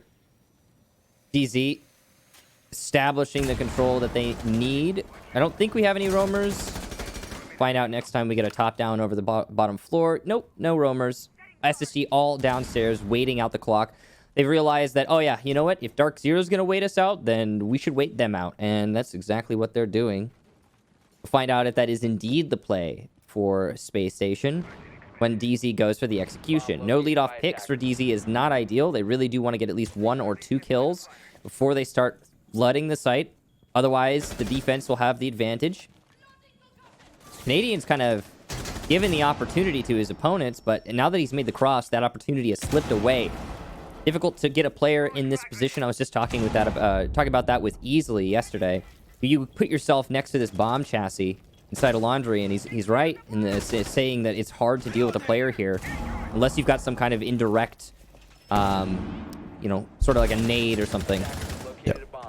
Well, there's the entry through Freezer, and down goes Fultz, but he's not the very first death. It's actually Eclipse before DarkZero can have 2 back on their own. And they're just feasting right now on SSG. Elbow control still for SSG, and you can see a swing in that direction from Bosco. He'll now retake from the back of the bomb site. Plenty of marks up for him to know the location of the DZ players. Hot and cold inside a freezer. He'll need to fight his way out. He's being marked on a Maestro cam. And in a very vulnerable position, he tries to vault on out. Sky's down, thinking Naden, it's a 1v1. Yet again, Skies versus Bosco, former teammates. Not a lot of time left, but the down thinking Nade will act as a drone. Marks away. A rush up as Skies should be able to complete this, but Bosco will get him in the final seconds. He'll get thinking Nade back up, because why not? You got plenty of time. This matchup, well, it tightens right in front of our very eyes. DZ still leads, but SSG now 2 rounds in a row. They're a single round away from tying this map. Yeah, unfortunately for Skies, he lost that one as soon as he didn't kill the downed player, because his opponents had hard information on him and everything he was doing. When you hit 000, there's no way to win that.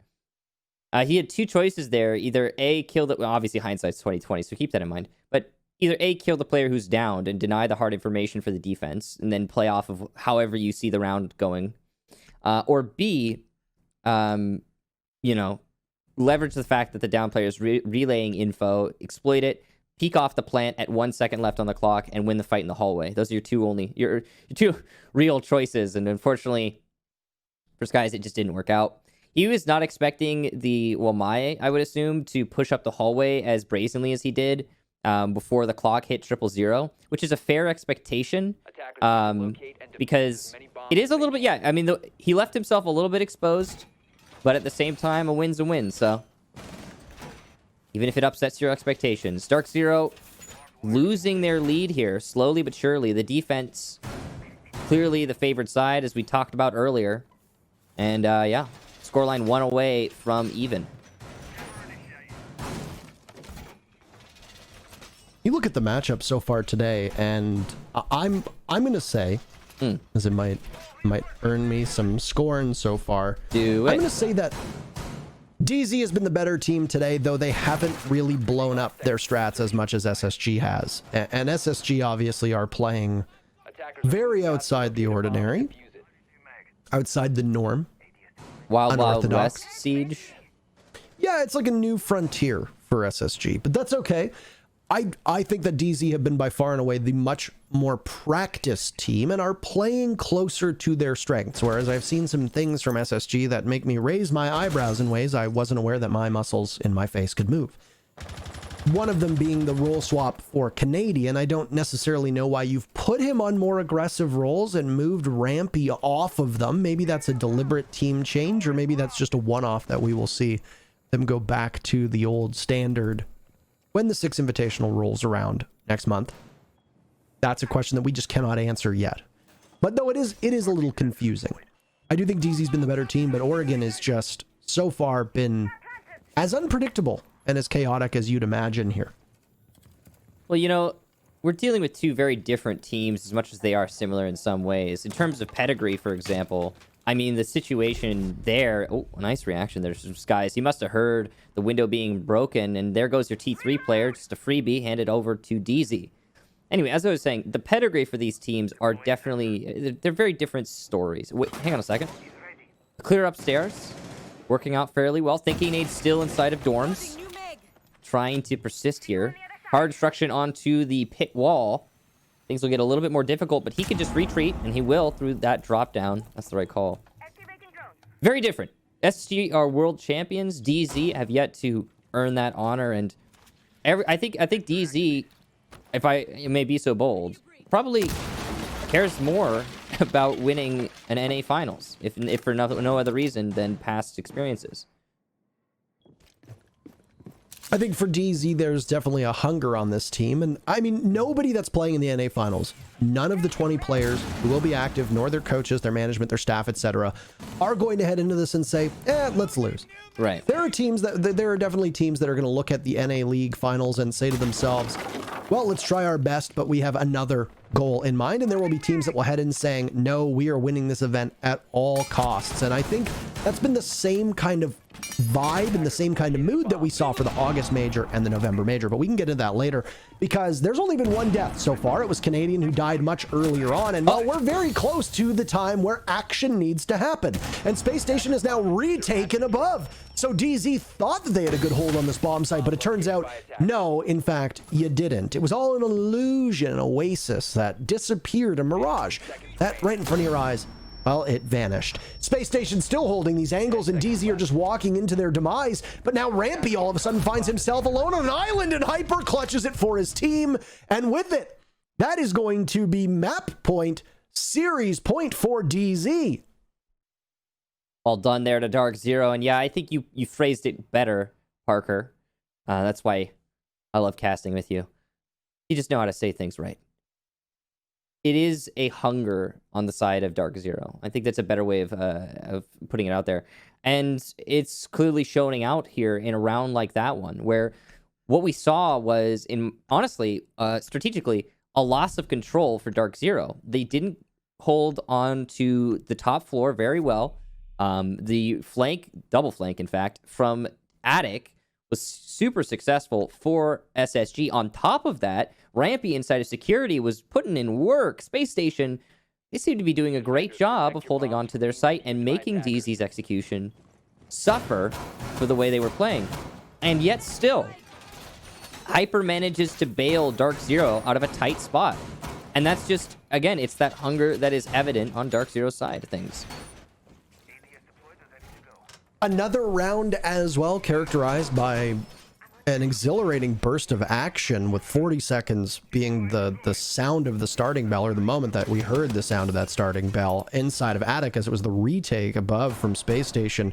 And DZ obviously not really focusing too much on the meeting part of that bomb site, instead focusing on kitchen and going through the mess hall portion after they thought that they had control above. But as I called it, a variety of different terms, an oasis, a mirage, whatever you want to call it, they lost control. And it was honestly close to a beautiful retake from Space Station. It came up a little bit short, but still strategically seemed to be a very good call and a very good play from Space Station. And it's always hard to tell if that's one of those actions or strats that's been premeditated and pre-discussed, or if it was simply called on the fly. And you've got two very strong IGLs in this game in both Mint and Canadian. Canadian, he's a good IGL.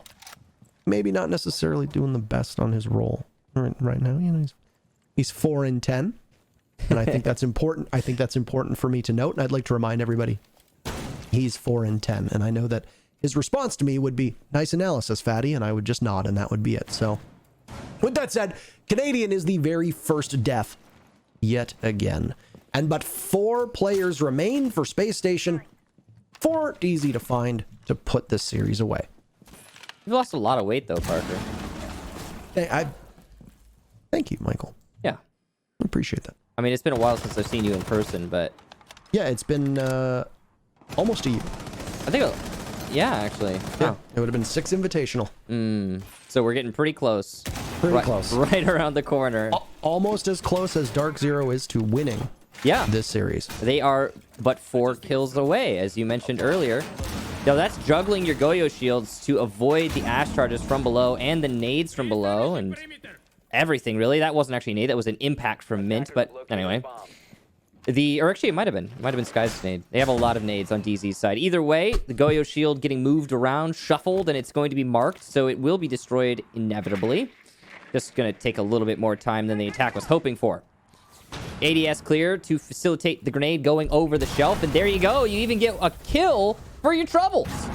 So it's good that shield persisted. Downstairs, though, Skies will be eliminated by Bosco, who's on a late flank. And a nice shot from Bosco. Down goes Mint, and he has just single-handedly brought his team out of an unwinnable situation. 44 seconds left for DZ to reposition, and they know that Bosco's downstairs. He's the main guy who's landing the shots right now, but Rampy's still up, and he's still got smokes. With only 30 seconds left, he's going to be able to chain those smokes on anywhere he pleases to deny one of the entry points to these attackers. Downstairs, you still got Bosco. Hyper knows it. Perfect reaction there, and Hyper picks up one hot and another, leaving just Rampy in the 1v3. The hopes of his team's on his shoulders here. He'll get one, but no more. DZ will take the series and move themselves into the U.S. Finals. The finals tomorrow. They will compete in the grand finals to see which team is the best in the North American League / US division. This beautiful, what would you call it? Cyan? The beautiful cyan hoodie that was designed by Deadbird, who's done some great graphics work. And of course, both Space Station and DZ have items for R6 share in the store that you can purchase. I do think that the DZ skin on the T5 is one of the finest skins in all of the land, Michael. It's a beautiful thing. But that's it for you and I today. It was what seemed like it was going to be a relatively short day, ends up becoming a much longer affair, but DarkZero comes out on top. There's a lot to go over, and we've got some very smart people, and then Caliber Jacob as well, to discuss it, so let's throw it to them.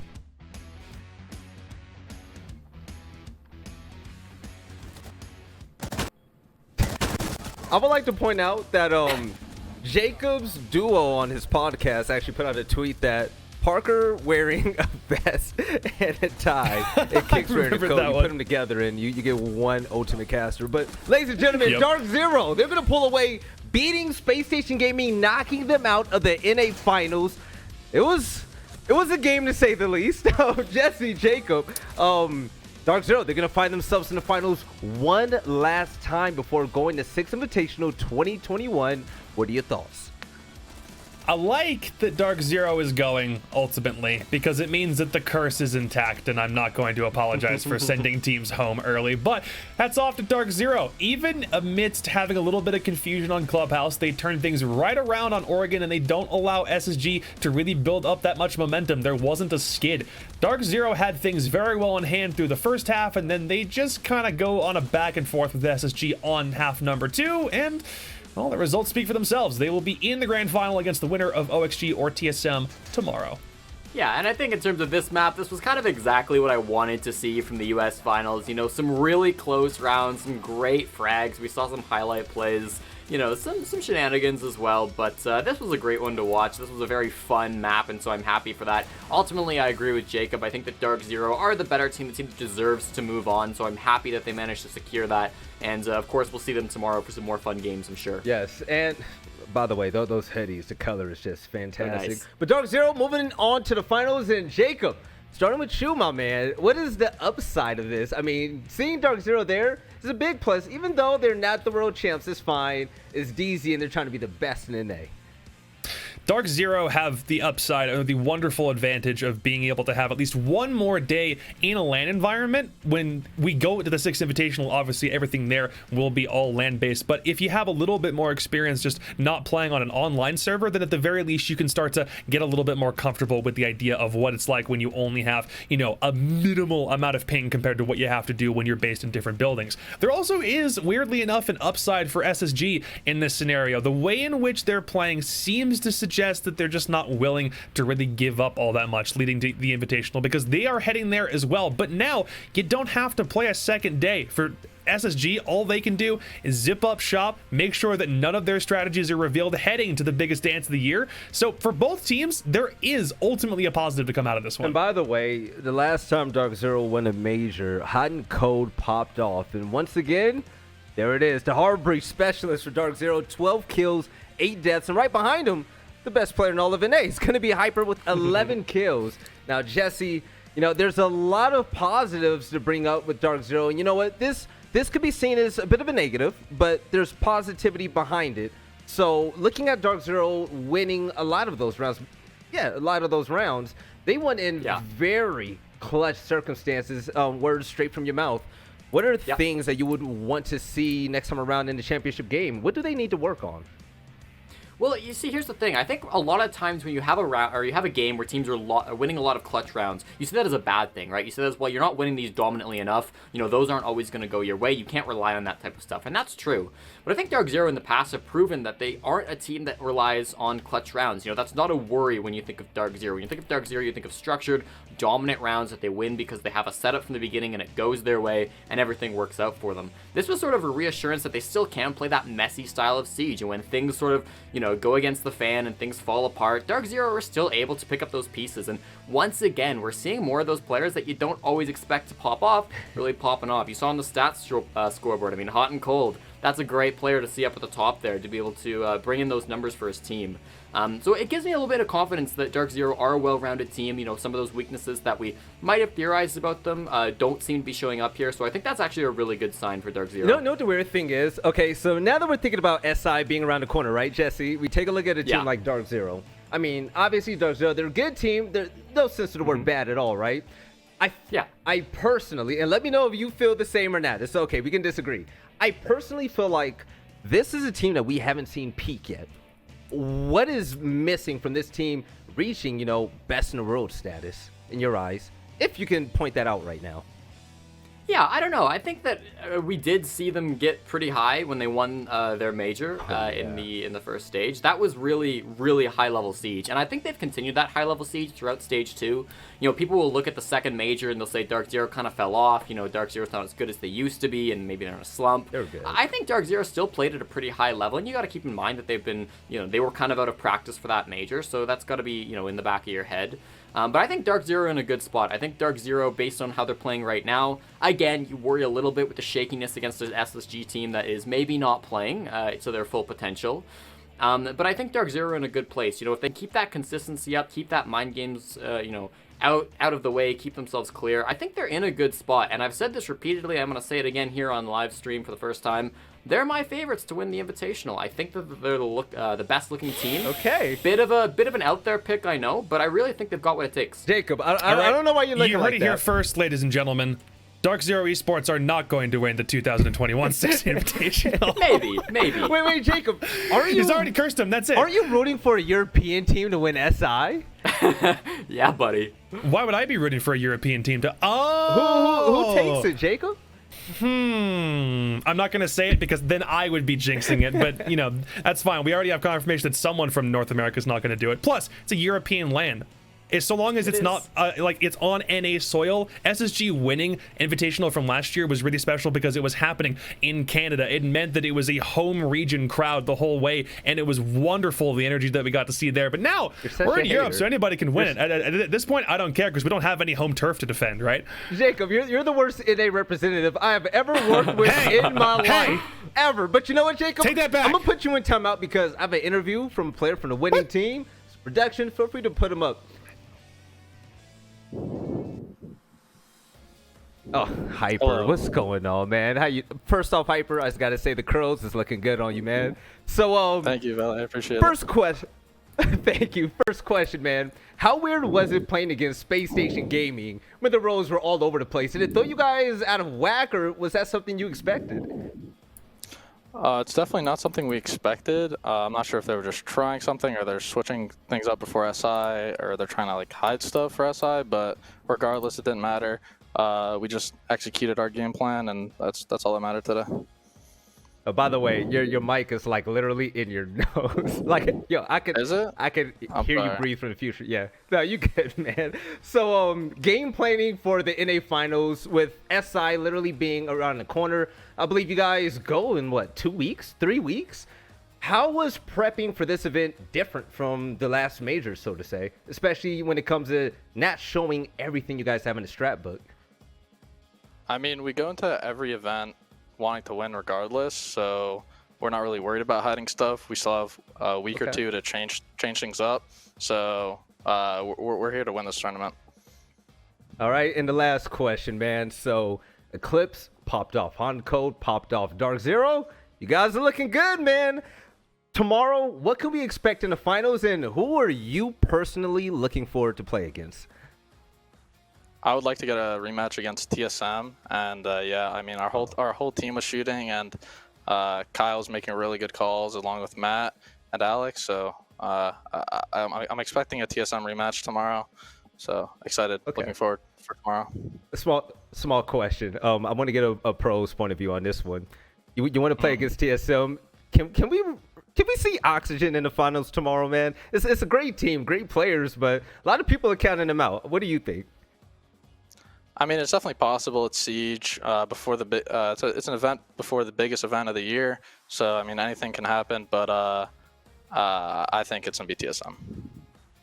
All right, it's any given Sunday though, so we'll see. But you know what, Hyper? Listen, I love you, man. I wish you guys the best of luck tomorrow. Get some rest, get some good food, and good luck in the championship game. Thank you so much, Riley. No problem, man. Let me get one of those hoodies though. All right. So, all right. What, you're saying you didn't get one of those hoodies? No, Man. You know what? The DarkZero compound isn't too far from you. I might have to bust on over there, man. But Might as well, yeah. So, I've been bugging Bacon to give me one of those boxes for a long time, and he hasn't given me anything yet. I'm sad. Bacon. All right, so Jesse, Jacob, any last thoughts before we throw it to break and get ready for the last matchup of the day? Team Solo Mid and Oxygen. I mean, I think if that last game was fun, this one's going to be even more. I mean, we're turning it up to 11 with these two teams, so I'm excited. All right, Jacob, you look like you activated your visual effect, so I'm going to just leave you there, man. But ladies and gentlemen, don't go anywhere anytime soon. Nice. Because coming up after this break, your internet is ghetto, Jacob. But coming up after this break, we're going to have TSM versus Oxygen to see who's going to face off against DarkZero in the finals. We'll see you soon.